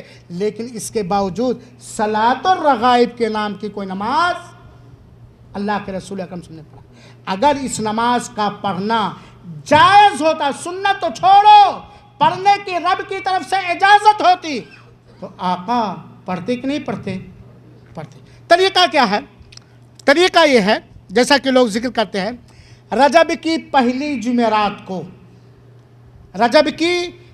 جمعرات کو یہ حدیث گڑھی ہوئی حدیث ہے کہ تم میں سے کوئی بھی اگر جمعرات کو یعنی رجب کی پہلی جمعرات کو روزہ رکھا، تم میں سے کوئی بھی رجب کی پہلی جمعرات کو روزہ رکھا اور عشاء کے بعد 12 رکعت نماز پڑھی، ہر رکعت میں ایک بار سورہ فاتحہ پڑھا، 3 بار انا انزلناہ فی لیلۃ القدر پڑھا، 12 مرتبہ قل هو اللہ پڑھا، اور ہر 2 رکعت پڑھ کر کے 12 جب مکمل 2 رکعت پڑھ کر کے سلام پھیرتا گیا، سلام پھیرنے کے بعد مجھ پر 70 بار درود پڑھا، پھر اس کے بعد سجدے میں گیا، سجدے میں 70 مرتبہ اگر اس نے یہ پڑھا سبوح قدوس رب الملائکۃ والروح، پھر سر اٹھایا اور 70 بار پڑھا رب اغفر ورحم وتجاوز عما تعلم انک انت العزیز الاعظم، تو پھر دوبارہ سجدے میں گیا اور ویسے ہی کیا جیسے پہلے کیا تھا، تو اس کے سارے گناہ معاف ہو جائیں گے، جتنے پتوں کے برابر، تنکوں کے برابر، کنکریوں کے برابر، سمندر کے جھاگ کے برابر بھی گناہ ہو تو رجب کے پہلے جمعرات کو یہ پڑھ لیا، ہاں مکتی ہو گیا۔ ایسی کوئی حدیث اللہ کے رسول اکرم صلی اللہ علیہ وسلم نے، اور اگر کوئی شخص یہ دعویٰ کہتا ہے کہ اللہ کے رسول کی حدیث ہے تو وہ جھوٹا ہے، وہ پیارے حبیب صادق المصدوق پر جھوٹ باندھتا ہے، اور یہ وعید سن لے، اللہ کے رسول اکرم صلی اللہ علیہ وسلم نے فرمایا ہے من کذب علی متعمدا فلیتبوأ مقعدہ من النار، جس نے ہمارے اوپر جھوٹ باندھا وہ اپنا ٹھکانہ جہنم میں بنا لے۔ میرے بھائیو ساتھیو، غزالی کی ایک کتاب ہے احیاء علوم الدین، جس کے اندر بہت ساری چیزیں ایسی ہیں جن کو نکال کر پھینکنا ضروری ہے، ضعیف اور موضوع روایت ہے، اسی کے اندر اس کو غزالی نے ذکر کیا ہے، اور محدثین نے حدیث کی شرح لکھنے والوں نے اس کو من گڑھت قرار دیا ہے کہ اپنی طرف سے گڑھ لیا گیا۔ چنانچہ علامہ نووی رحمۃ اللہ علیہ جنہوں نے صحیح مسلم کی شرح لکھی ہے، وہ کہتے ہیں یہ ایک بدبودار قبیح بدعت ہے جسے جتنا بھی انکار کیا جائے کم ہے۔ صلاۃ الرغائب کے نام سے یا رجب کی پہلی جمعرات کو جو اس طریقے سے نماز پڑھی جاتی ہے، اس کی جتنی بھی نکیر کی جا سکتی ہے کی جائے، یہ جھوٹی چیز ہے، من گھڑت چیز ہے، قبیح اور بدبودار چیز ہے۔ اور اسی طرح ابن نحاس نے اسے بدعت قرار دیا ہے۔ علامہ ابن تیمیہ رحمۃ اللہ علیہ نے فرمایا ہے کہ چاہے یہ جماعت کے ساتھ نماز پڑھی جائے یا تنہائی میں پڑھی جائے، یہ بدعت ہے، گمراہی ہے، ایسی نماز ہے جسے نہ جبریل نے جانا ہے نہ رسول نے جانا ہے۔ میرے بھائیو، رب کی بخشش کے لیے 5 وقتہ نماز کافی ہے، رب کی بخشش کے لیے سنت موقدہ کافی ہے، رب کی بخشش کے لیے وہ نمازیں جسے اللہ کے رسول نے پڑھا ہے، پڑھنے پر ابھارا ہے، کافی ہے، وہی پڑھ لے کافی۔ ان بدعتی نمازوں سے ہمیں اور آپ کو اس سے بچنا چاہیے میرے بھائیو ساتھیوں۔ تو علماء کا اتفاق ہے کہ صلاۃ الرغائب کے نام سے کوئی نماز نہیں ہے۔ اسی طرح ایک بدعت اور کی جاتی ہے اور اس وقت مکہ کھچا کھچ بھرا ہوا ہے، رجبی عمرہ۔ یہ کون زیادہ رجبی عمرہ کرتے ہیں؟ سنیوں کے دشمنوں سے بات آئی ہے، سنیوں کے دشمنوں سے، چاہے وہ سنی کہنے والا سنت کا دشمن ہو یا کچھ اور اپنا نام دینے والا سنت کا دشمن ہو۔ رجبی عمرہ، اور یہ اللہ کے رسول اکرم صلی اللہ علیہ وسلم سے ثابت نہیں ہے۔ اللہ کے رسول اکرم صلی اللہ تعالی وسلم نے 4 عمرے زندگی میں کیے ہیں، اور علماء کے بیان کے مطابق اللہ کے رسول نے 4 عمرہ ذی قعدہ میں کیا ہے۔ ہاں، اللہ کے رسول نے رمضان کے عمرے کی برتری اور فضیلت بیان فرمائی ہے۔ اللہ کے رسول اکرم سے فرمایا کہ جو شخص رمضان المبارک میں عمرہ کرے اس کو حج کے برابر ثواب ہوتا ہے۔ لیکن خصوصیت کے ساتھ رجب کے مہینے کا عقیدہ رکھتے ہوئے، اس کی افضلیت اور برتری کا عقیدہ رکھتے ہوئے رجبی عمرہ کرنے کا کوئی ثبوت نہیں ہے۔ اما ایک بار جو ہے حضرت عائشہ کے بھائی عبد الرحمن نے بیان کیا کہ اللہ کے رسول اکرم صلی اللہ علیہ وسلم نے جو عمرہ کیا ہے ان میں سے ایک عمرہ رجب کے مہینے میں بھی کیا ہے۔ اللہ کے رسول نے 4 عمرہ کیا ہے، اور ان میں سے ایک عمرہ رجب کے مہینے میں بھی کیا۔ یہ کس نے بیان کیا؟ عبد الرحمن نے بیان کیا۔ اما عائشہ بول پڑی، کہتی ہیں کہ اللہ کے رسول جتنی بار عمرہ میں گئے میں ان کے ساتھ تھی، اللہ کے رسول نے 4 عمرہ ذی قعدہ کے مہینے میں کیا۔ اللہ رحم کرے ابو عبد الرحمن پر، اللہ رحم کرے ابو عبد الرحمن پر، اللہ کے رسول نے رجب کے مہینے میں عمرہ نہیں کیا ہے، اور یہ صحیح بخاری کی حدیث ہے 1776 نمبر۔ تو خصوص ہاں کوئی جا رہا ہے کسی وجہ سے عمرہ کرنے، کوئی روکا نہیں جائے گا، لیکن یہ رجب کا مہینہ ہے، رجبی عمرہ ہے، اس کے کرنے سے یہ ہو جائے گا، اس طرح کا ثبوت اللہ کے رسول اکرم صلی اللہ علیہ وسلم ثابت نہیں ہے۔ اسی طرح سنیوں کے دشمن خاص طور پر رجب ہی کے مہینے میں زکوٰۃ نکالتے ہیں۔ میرے بھائیوں اور ساتھیوں، میں اس موضوع کی تیاری کرنے کے لیے ایک دن میں انٹرنیٹ کھولا، اللہ کی قسم رجب کے ہر تاریخ کو ان کے کسی نہ کسی امام کی پیدائش ہے، ہر تاریخ کو کوئی نہ کوئی فنکشن یا عید ہے، ہر تاریخ کو کوئی نہ کوئی خصوصیت ان کے اندر ہے، سنیوں کے دشمنوں کے ہاں۔ تو ان لوگوں نے کافی بڑھا، تو بہت سارے لوگ رجب کے مہینے میں زکوٰۃ دیتے ہیں۔ حالانکہ زکوٰۃ کے بارے میں ایک سنی مسلمان کو یہ علم ہونا چاہیے کہ جب جس مہینے میں بھی زکوٰۃ کہ شرطیں پوری ہو گئی اسی مہینے میں اسے زکوٰۃ نکالنا، نہ اس کے لیے رمضان خاص ہے، نہ رجب خاص ہے، نہ محرم خاص ہے، نہ کوئی مہینہ خاص ہے۔ جب زکوٰۃ واجب ہونے کی شرط پائی گئی اسی وقت زکوٰۃ نکالنا واجب ہے، لہذا اس سے رجب کے مہینے میں زکوٰۃ نکالنا یہ خصوصیت کے ساتھ یہ بات بے بنیاد ہے۔ 2 چیزیں اور بچ گئی ہیں، لگے ہاتھ لے لیتا ہوں، ابھی بہت زیادہ وقت نہیں ہوا، 10:30 تک پروگرام ہے نا، ابھی 10:10 ہوا ہے، جو بہت مشہور ہے اور اسے نہیں بیان کرنا چاہیے حقیقت میں، تاکہ نہ جاننے والے بھی ایسا نہ جان کر کے لاؤ ایسا بھی کر لوں، کم ایمان والے۔ میرے بھائیوں اور ساتھیوں، رب کو راضی کرنے کا سارا طریقہ سنت رسول کے اندر موجود ہے بات صحیح کہ نہیں ہے؟ رب کو خوش کرنے کا، رب کا شکر ادا کرنے کا، رب کے احسان ماننے کا، رب کے قریبی ہونے کا ہر طریقہ سنت رسول کے اندر موجود، کافی ہے ہمارے لیے، کافی ہے قرآن و حدیث منہج صحابہ کے مطابق، فہم صحابہ ہمارے لیے کافی ہے۔ ہم اگر اے سنیوں، اے اپنے آپ کو سنی علماء کہنے والوں، اے اپنے آپ کو سنی مسلمان کہنے والوں، قرآن و حدیث ہمارے لیے کافی ہے، ہر شر سے بچانے کے لیے، ہر خیر کو کھینچ کر لانے کے لیے۔ قرآن و حدیث، صحیح حدیث، سنت رسول ہمارے لیے کافی ہے دنیا اور آخرت کے ہر شر سے ہم کو بچانے کے لیے، اور دنیا اور آخرت کی ہر بھلائی کھینچ کر لانے کے لیے۔ قرآن اور حدیث کو صحابہ کرام کے طرز زندگی پر پکڑ لو، لے لو، کامیاب ہو جاؤ گے۔ دنیا کے اندر تم حکومت کرو گے اور تمہارا روب و دبدبا ساری دنیا والوں کے اندر بیٹھ جائے گا۔ لیکن جب تم بدعت کرنے لگو گے، سنت رسول کو تردید کرنے لگو گے، سنت رسول کی تبلیغ کرنے والوں سے نفرت کرنے لگو گے، بدعتوں کے گڑھنے پھیلانے کے لیے چلی چلا نکالنے لگو گے، تو ذلیل و خوار ہو جاؤ گے۔ فلا تنازعوا فتفشلوا ولا تنازعوا فتفشلوا وتذهب ريحكم۔ جب تم دین کے اندر اختلافات کرنے لگو گے تو تمہاری ہوا اکھڑ جائے گی، یہ اللہ تعالیٰ نے فرمایا۔ رجب کے بدعتوں میں سے ایک بہت بڑی بدعت پائی جاتی ہے رجب کا کنڈا۔ آپ عبدالقدوس بھائی جانتے ہیں؟ کبھی بھرا کہ نہیں بھرا؟ کتنے لوگ رجب کے کنڈا کو جانتے ہیں؟ ہاتھ اٹھائیں۔ کتنے لوگ اس کی حقیقت کو جان کر چھوڑ چکے ہیں؟ ماشاءاللہ۔ کتنے لوگ سچائی جاننے کے بعد چھوڑنے کا اللہ سے عہد و پیمان کرتے ہیں؟ الحمدللہ۔ میرے بھائیوں ساتھیوں، یہ ایک شیعوں کی گڑھی ہوئی خرافات ہے، بکواس ہے۔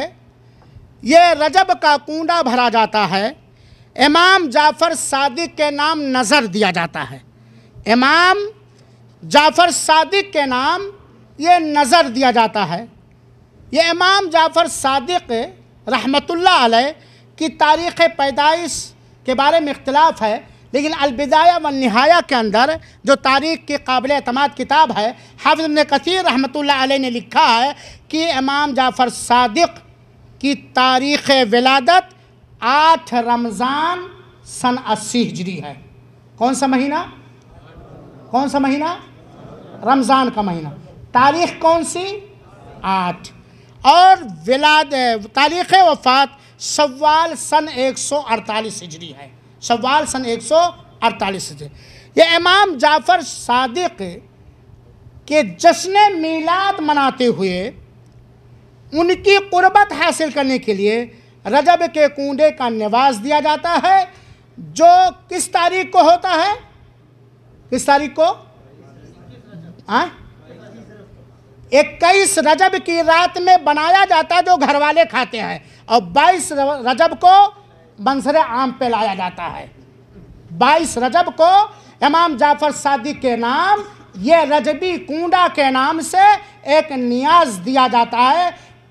اچھا، دوسری بات، اس کے سلسلے میں لکڑہارے کی ایک بکواس ناولانہ انداز کی ایک کہانی گڑھ کر کے لوگوں نے بیان کیا ہے، جسے بیان کرنے اور کہنے کی ضرورت نہیں، وہ جھوٹی بات ہے، گندی بات ہے، بکواس بات ہے، الف لیلہ کی طرح گڑھی ہوئی بات ہے، اس کی کوئی حقیقت اور سچائی نہیں ہے۔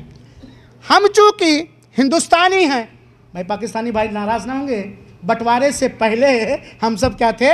ہندوستانی تھے۔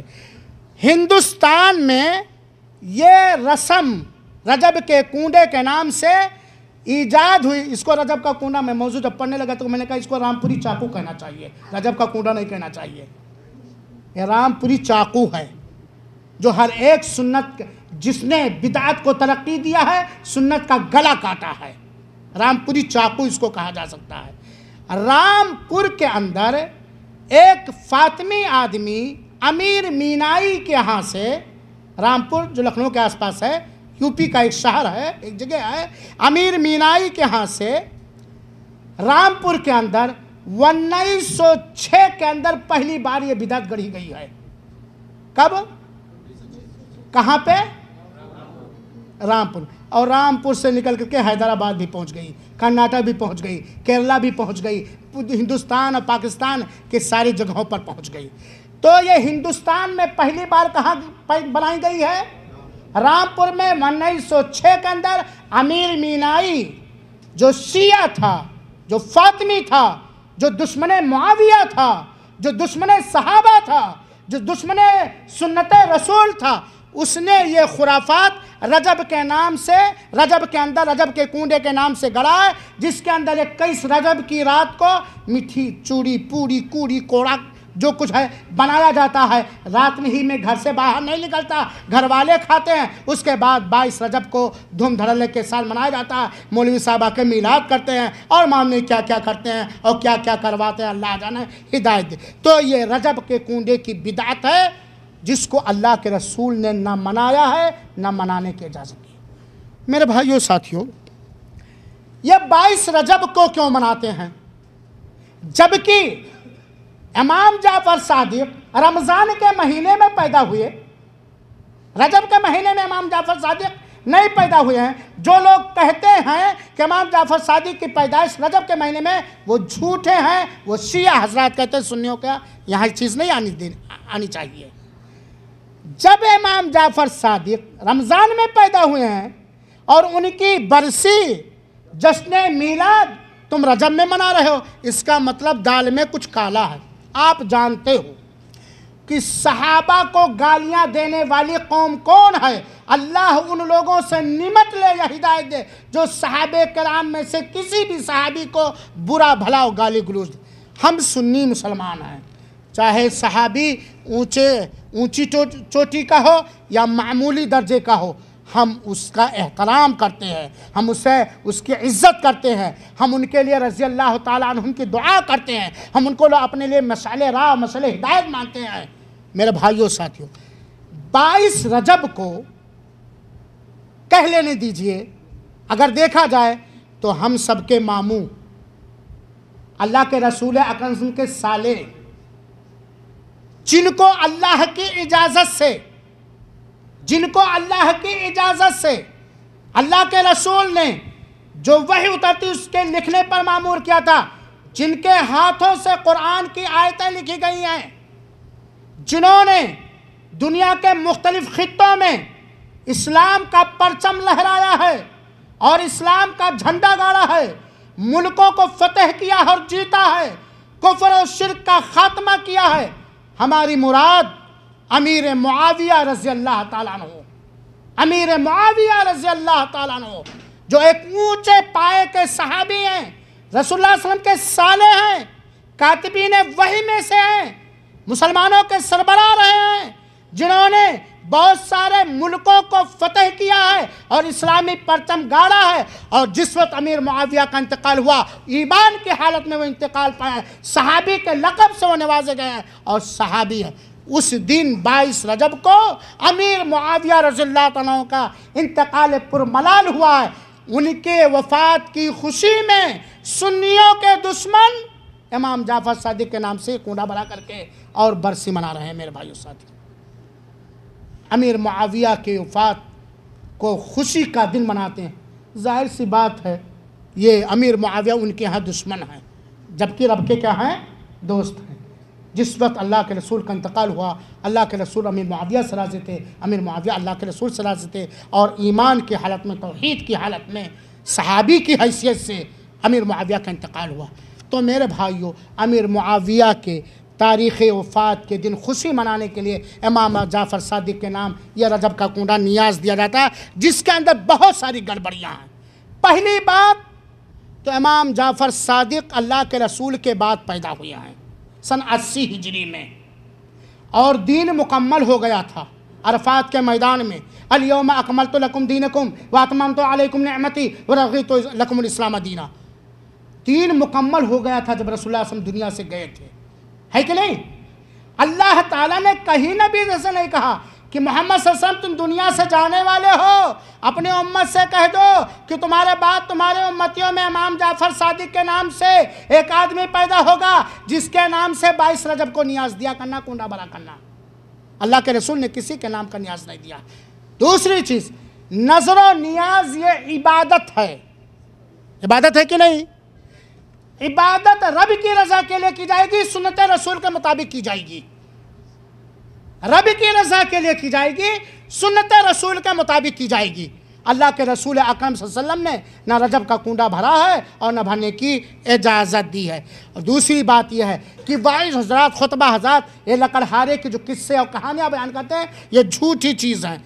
تیسری چیز میرے بھائیوں اور ساتھیوں، دین اسلام انوکھا ہے، نرالا ہے، ممتاز ہے دنیا کے سارے دینوں سے.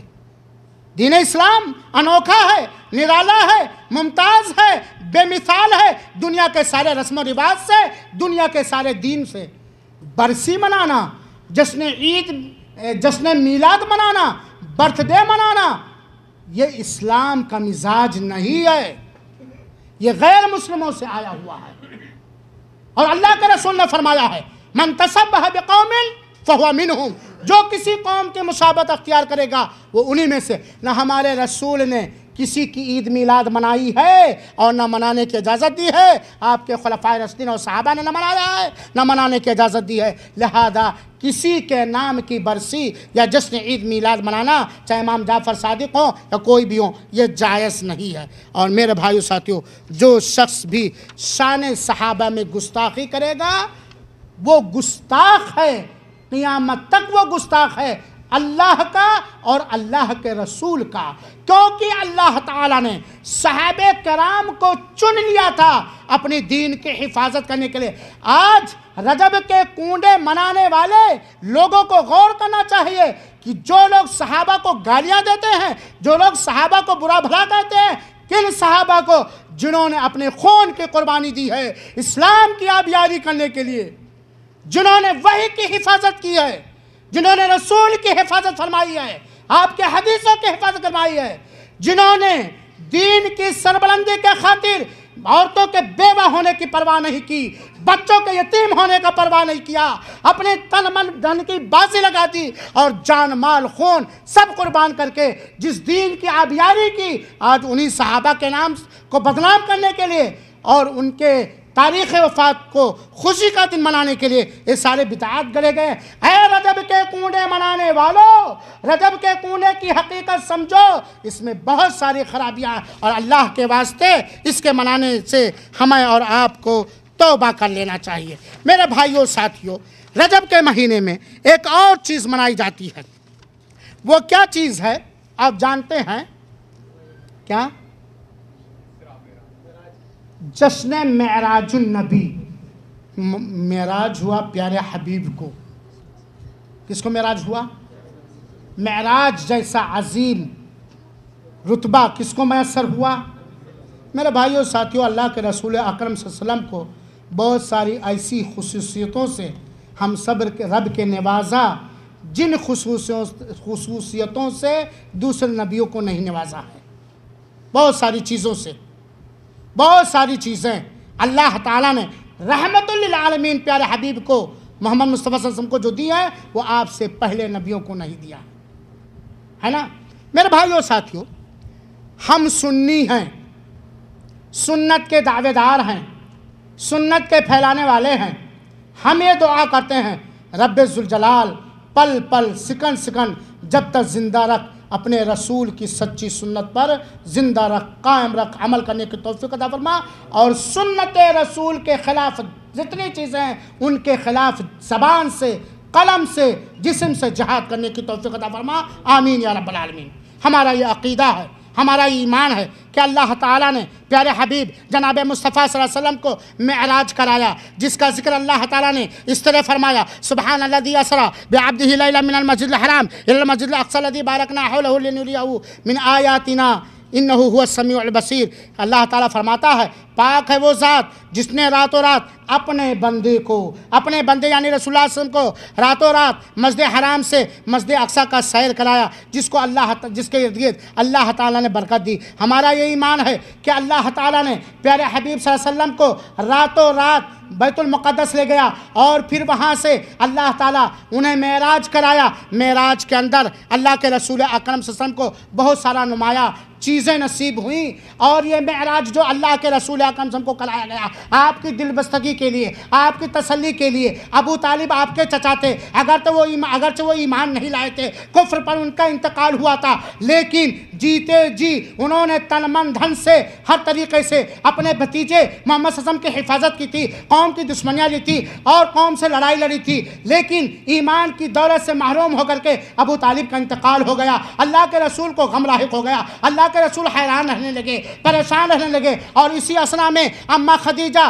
جو پہلی ایمان لانے والی خاتون ہے، جنہوں نے اپنے مال سے، اپنے مشورے سے، اپنی جائیداد سے، اپنے جسم سے رسول کی تائید کی، رسول پر ایمان لائے، جن کے ذریعے اللہ تعالیٰ نے رسول اللہ صلی اللہ علیہ وسلم کو اولاد نصیب فرمایا، جن کو اللہ تعالیٰ جبریل کے ذریعے سلام بھیجا کرتا تھا، جو ہر غم کا سہارا تھی، ہر طرح سے مدد فرماتی تھی۔ اماں خدیجہ رضی اللہ تعالیٰ عنہا بھی اللہ کو پیاری ہو گئی۔ ادھر ظاہری سہارا، دنیاوی ظاہری سہارا ابو طالب کا انتقال ہو گیا۔ یہاں گھر کی دل بستگی کرنے والی، ہر طرح سے تائید کرنے والی ہم سب کی امی جان خدیجہ رضی اللہ تعالیٰ عنہا کا انتقال ہو گیا۔ اللہ کے رسول حیران رہنے لگے، پریشان رہنے لگے، کھوئے رہنے لگے۔ رب ذوالجلال کو تلاش آیا، رب ذوالجلال کی رحمت جوش میں آئی، اور رب ذوالجلال اپنے پیارے حبیب کو ایک اونچا رتبہ عطا کرنا چاہا۔ رب ذوالجلال نے معراج رسول صلی اللہ علیہ وسلم سے عظیم نعمت سے آپ صلی اللہ علیہ وسلم کو سرفراز فرمایا۔ حاضرین کرام، جب اللہ کے رسول اکرم صلی اللہ علیہ وسلم کو معراج کرایا گیا تو اللہ کے رسول اکرم صلی اللہ علیہ وسلم نے فطرت کو اختیار کیا۔ آپ کے سامنے شراب لائی گئی، دودھ لایا گیا، آپ نے دودھ کا اختیار کیا۔ آسمان پہ لے جانے کے لیے اللہ تعالیٰ نے خچر اور گدھے کے بیچ کا ایک جانور براق نامی ایک سواری اللہ تعالیٰ نے اللہ کے رسول کو نصیب فرمائی، اور ساتھ میں جبریل امین بھی آئے، ہیں۔ اللہ کے رسول اکرم صلی اللہ علیہ وسلم اوپر گئے، پہلے آسمان پہ پہنچے، حضرت آدم علیہ السلام سے ملاقات ہوئی۔ آدم کے دائیں بائیں جنتی اور جہنمی روحوں کا آپ صلی اللہ علیہ وسلم نے دیدار کیا۔ پھر اس کے بعد آپ صلی اللہ علیہ وسلم دوسرے آسمان پہ گئے، وہاں یحییٰ علیہ السلام، عیسیٰ علیہ السلام سے آپ کی ملاقات ہوئی۔ پھر تیسرے آسمان پہ گئے، السلام سے آپ کی ملاقات ہوئی۔ چوتھے آسمان پر ادریس علیہ السلام سے ملاقات ہوئی۔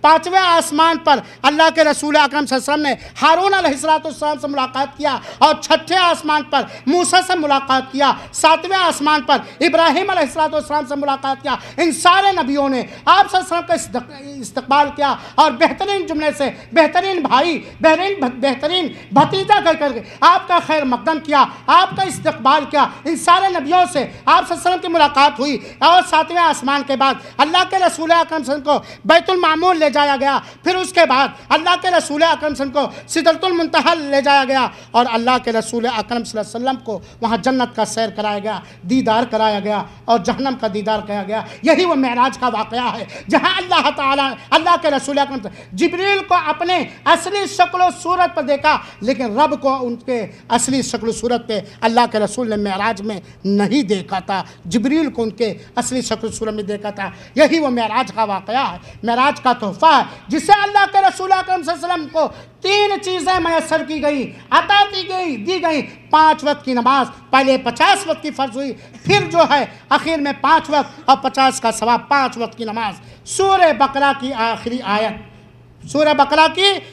آیت، اور یہی پر معراج ہی میں اللہ کے رسول کو یہ خوشخبری ملی کہ تمہاری امت میں سے جو آدمی بھی بنا شرک رب سے ملاقات کرے گا اسے جنت ضرور ملے گی۔ تو معراج کے واقعے کی ہم تصدیق کرتے ہیں۔ معراج یہ نبی کا ایک عظیم معجزہ ہے، ایک آیت ہے، ایک نشانی ہے، اور جس سے اللہ کے رسول کو یہ رتبہ بلند ملا، جس کو مل گیا۔ اللہ کے رسول کو معراج کرایا گیا۔ صحیح بخاری اور صحیح مسلم کے اندر اور تفصیل کے ساتھ واقعہ موجود ہے۔ میرے بھائیوں ساتھیوں، معراج کب ہوا؟ یہ بات کنفرم ہے کہ حضرت خدیجہ کے انتقال کے بعد ہوا ہے، حضرت خدیجہ کے انتقال کے بعد۔ لیکن معراج کس مہینے میں، کس دن، کس وقت کرایا گیا، اس کے بارے میں کوئی صحیح رپورٹ قرآن اور حدیث کے اندر مذکور نہیں ہے۔ کچھ لوگوں نے اس کو 27 ربیع ثانی کہا ہے، کچھ لوگوں نے 27 ربیع الاول کہا ہے، کچھ لوگوں نے 27 رجب کہا، لیکن معراج رسول کب، کس دن، کس مہینے میں کرایا گیا، یہ کہیں صحیح تاریخی روایت سے ثابت نہیں۔ یہ بات سچ ہے کہ اللہ کے رسول کو روح اور جسم کے ساتھ معراج کرایا گیا، رات کے حصے میں معراج کرایا گیا، براق پر لایا گیا۔ میرے بھائیوں ساتھیوں، معراج کا سارا واقعہ حدیث رسول کے اندر موجود ہے، لیکن کہیں یہ موجود نہیں ہے کہ اللہ کے رسول نے اپنی زبان مبارک سے کہا کہ مجھے فلاں مہینے کی فلاں رات کو فلاں سان کو معراج کرائے گا۔ لہذا تاریخ معراج کے بارے میں کوئی صحیح روایت نہیں ملتی ہے میرے بھائیوں ساتھیوں۔ لیکن بدعتیوں نے، سنت کے دشمنوں نے معراج رسول کے نام سے 27 رجب کو جشن معراج نبی کے نام سے ایک محفلی پروگرام کرتے ہیں، جس کے اندر معلوم نہیں کیا کیا کرتے ہیں۔ معراج کا واقعہ پڑھتے ہیں، وہاں دلدل بنایا جاتا ہے اور براق کی شکل و صورت بنائی جاتی ہے، جس کی شکل عورت کی بنائی جاتی ہے، اور اس کے علاوہ بہت سارے خرافات ہوتے ہیں، بکواس ہوتے ہیں۔ اللہ کے رسول اکرم صلی اللہ علیہ وسلم سے جشن معراج النبی کے نام سے کوئی چیز ثابت نہیں ہے میرے بھائیوں ساتھیوں۔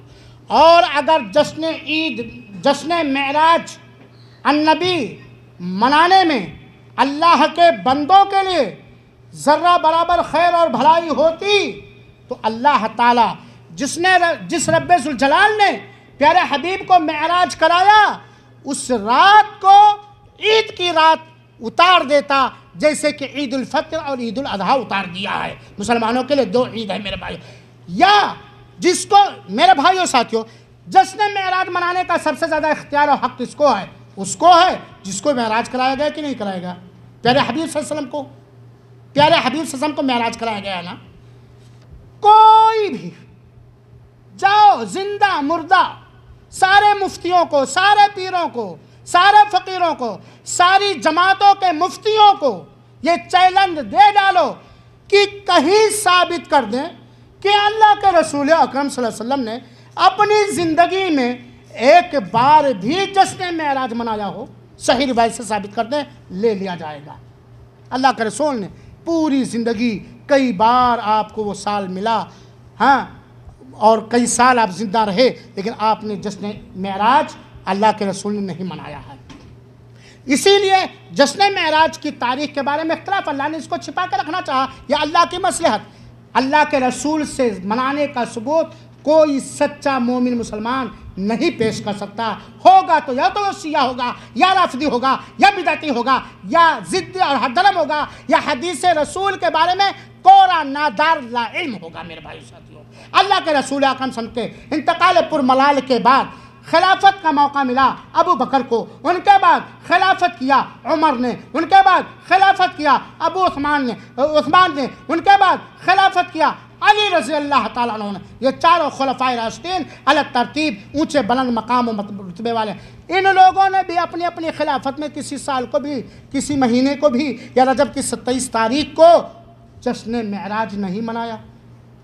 آج تمہیں رسول سے عقیدت ہے، معراج رسول سے عقیدت ہے، ان کو عقیدت جس کو معراج کے واقعے کی تصدیق کرنے کی وجہ سے صدیق اکبر کا خطاب و لقب ملا، جن کو 2.5 سال خلافت کرنے کا موقع ملا، جنہوں نے یہ اعلان کر دیا جب لوگوں نے زکوٰۃ روکنے کی کوشش کی تو کہہ دیا اللہ کی قسم اگر کوئی شخص رسول اللہ صلی اللہ علیہ وسلم کے زمانے میں زکوٰۃ ادا کرتا تھا، آج اپنی زکوٰۃ کو روک لے گا تو میں اس سے جنگ کروں گا، میں اس سے قتال کروں گا۔ صدیق کا لقب پانے والے نے جشن معراج نہیں منایا، اور آج یہ بریلیوں کے ٹوڑوں نے، بدعتیوں کے گروپوں نے مسلمانوں کے اندر ایسی خرافات اپنے پیٹ اور جیب کی پوجا کے لیے، اپنی عصبیت کی وجہ سے ایسی چیز تھوپ دی جو سراسر بدعت، گمراہی، ہلاکت کا سامان، امت کو بانٹنے کا سامان ہے۔ میرے بھائی ساتھو، چلو خلفائے راشدین نے نہیں منایا، اے لوگو، میں ہندوستان اور پاکستان اور بنگلہ دیش یا دنیا کے سارے مسلمانوں کو مخاطب کر کے کرنا چاہتا ہوں کہ تم یا تو اپنے آپ کو امام حنفی کہتے ہو، یا شافعی کہتے ہو، یا مالکی کہتے ہو، یا حنبلی کہتے ہو۔ ان چاروں اماموں نے منایا ہے، منانے کی اجازت دی ہے۔ نہ تمہارے نبی نے منایا، نہ تمہارے قرآن میں منانے کا ثبوت، نہ تمہارے خلفائے راشدین نے منایا، نہ صحابہ کرام نے منایا، نہ جس امام کی تم تقلید و پیروی کرتے ہو نہ اس نے منایا، نہ صحیح حدیث میں منانا، تو کہاں سے تم نے گڑھ لیا؟ کہاں سے کر لیا؟ اور دعویٰ کرتے ہم سنی مسلمان ہیں۔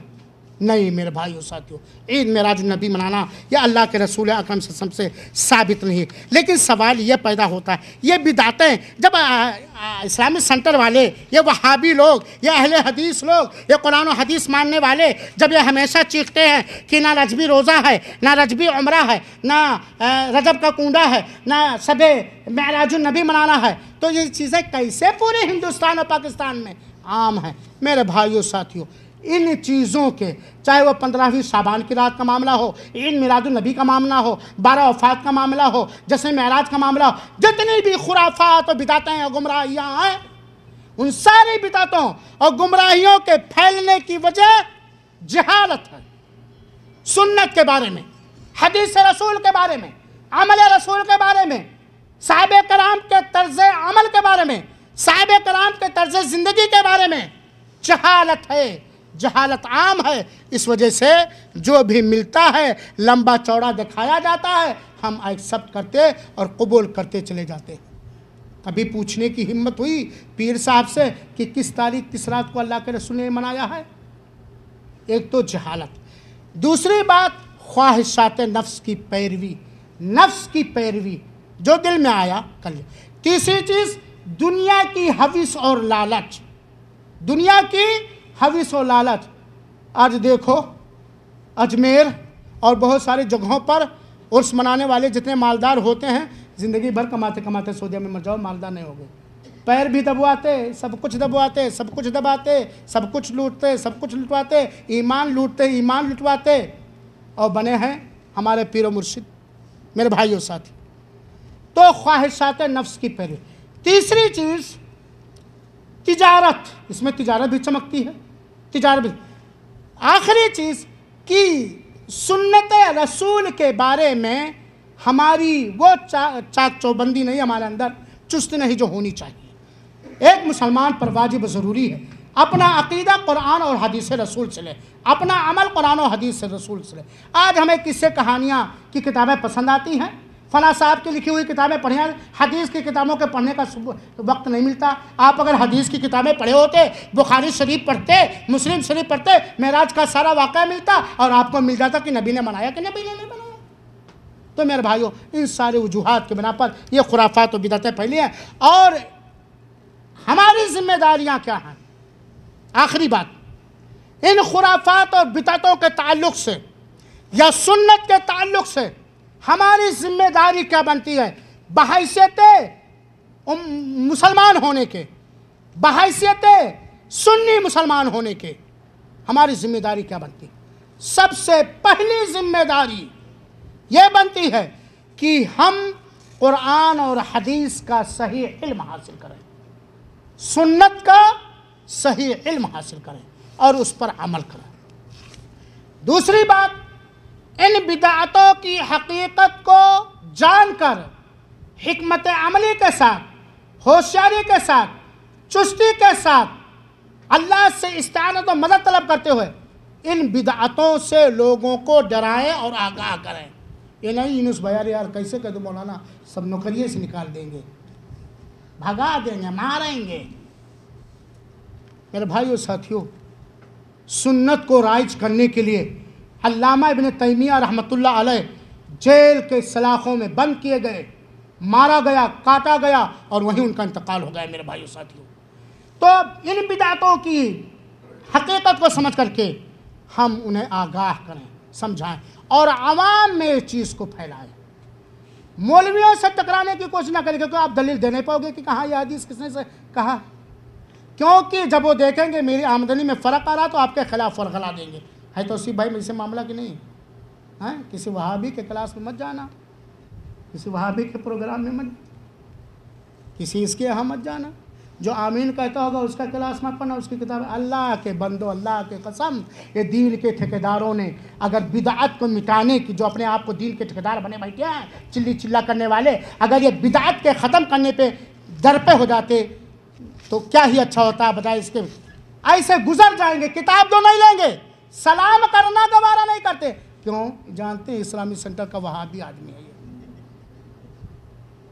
ہاں، تو بدعت کو جان کر پیار کے ساتھ، محبت کے ساتھ اللہ تعالیٰ سے استعانت و مدد طلب کرتے ہوئے اس پر بھروسہ کرتے ہوئے اس بدعت سے لوگوں کو آگاہ کریں، بتلائیں، سمجھائیں اور سنت کو عام کریں۔ اور اس کے علاوہ بہت ساری باتیں تھیں، لیکن چونکہ وقت بہت تیز گزر گیا مجھے محسوس بھی نہیں ہوا۔ ہم اللہ رب العالمین سے دعا کرتے ہیں کہ اللہ رب العالمین تو ہمیں سنت کا شیدائی بنا، سنت کا پھیلانے والا بنا، سنت پر چلنے والا بنا، بدعت سے ڈرانے والا بنا، بدعت سے بچنے والا بنا۔ اللہ تو ہمیں، ہمارے ان بھائیوں کو، ہماری اولاد نسل کو، نسل کی نسل کو، ہمارے ان بھائیوں کو، ان کی نسل در نسل کو توحید والا بنا دے، سنت والا بنا سے، شرک سے بچا، بدعت سے بچا، کفر سے بچا، شیعیت سے بچا، نفاق سے بچا۔ الہ العالمین تو ہمیں حدیث رسول سے محبت کرنے کی توفیق عطا فرما، پڑھنے کی توفیق عطا فرما، سمجھنے کی توفیق عطا فرما، سمجھانے کی توفیق عطا فرما، آمین۔ اور اللہ رب العالمین تو ہی سب کو دینے والا ہے۔ اگر میرے منہ سے کوئی ایسی بات نکلی جس سے کسی کو تکلیف ہوئی تو اللہ تم معاف کر، اور آپ لوگوں سے معافی کا طلبگار ہوں، صرف اس نیت سے، اس امن سے، اس جذبے سے دین کی ذمہ داری محسوس کرتے ہوئے یہ موضوع میں نے لیا، اور جو اللہ تعالیٰ نے توفیق دی، اللہ تعالیٰ کی توفیق سے جو کچھ میں نے بیان کیا، اگر وہ باتیں سچ ہیں تو اللہ اس کے رسول کی طرف سے، اور اگر وہ غلط ہو تو میری طرف سے، میری اور شیطان کی طرف سے۔ اللہ تعالیٰ ہم سب کو حق دکھا دے، حق کی پیروی کرنے کی توفیق عطا فرمائے، باطل دکھا دے، گمراہی دکھا دے، گمراہی سے بچائے رکھے، آمین۔ وصلی اللہ وسلم علی نبینا محمد صلی اللہ علیہ وسلم، وآخر دعوانا ان الحمد للہ رب العالمین، والسلام علیکم ورحمۃ اللہ وبرکاتہ۔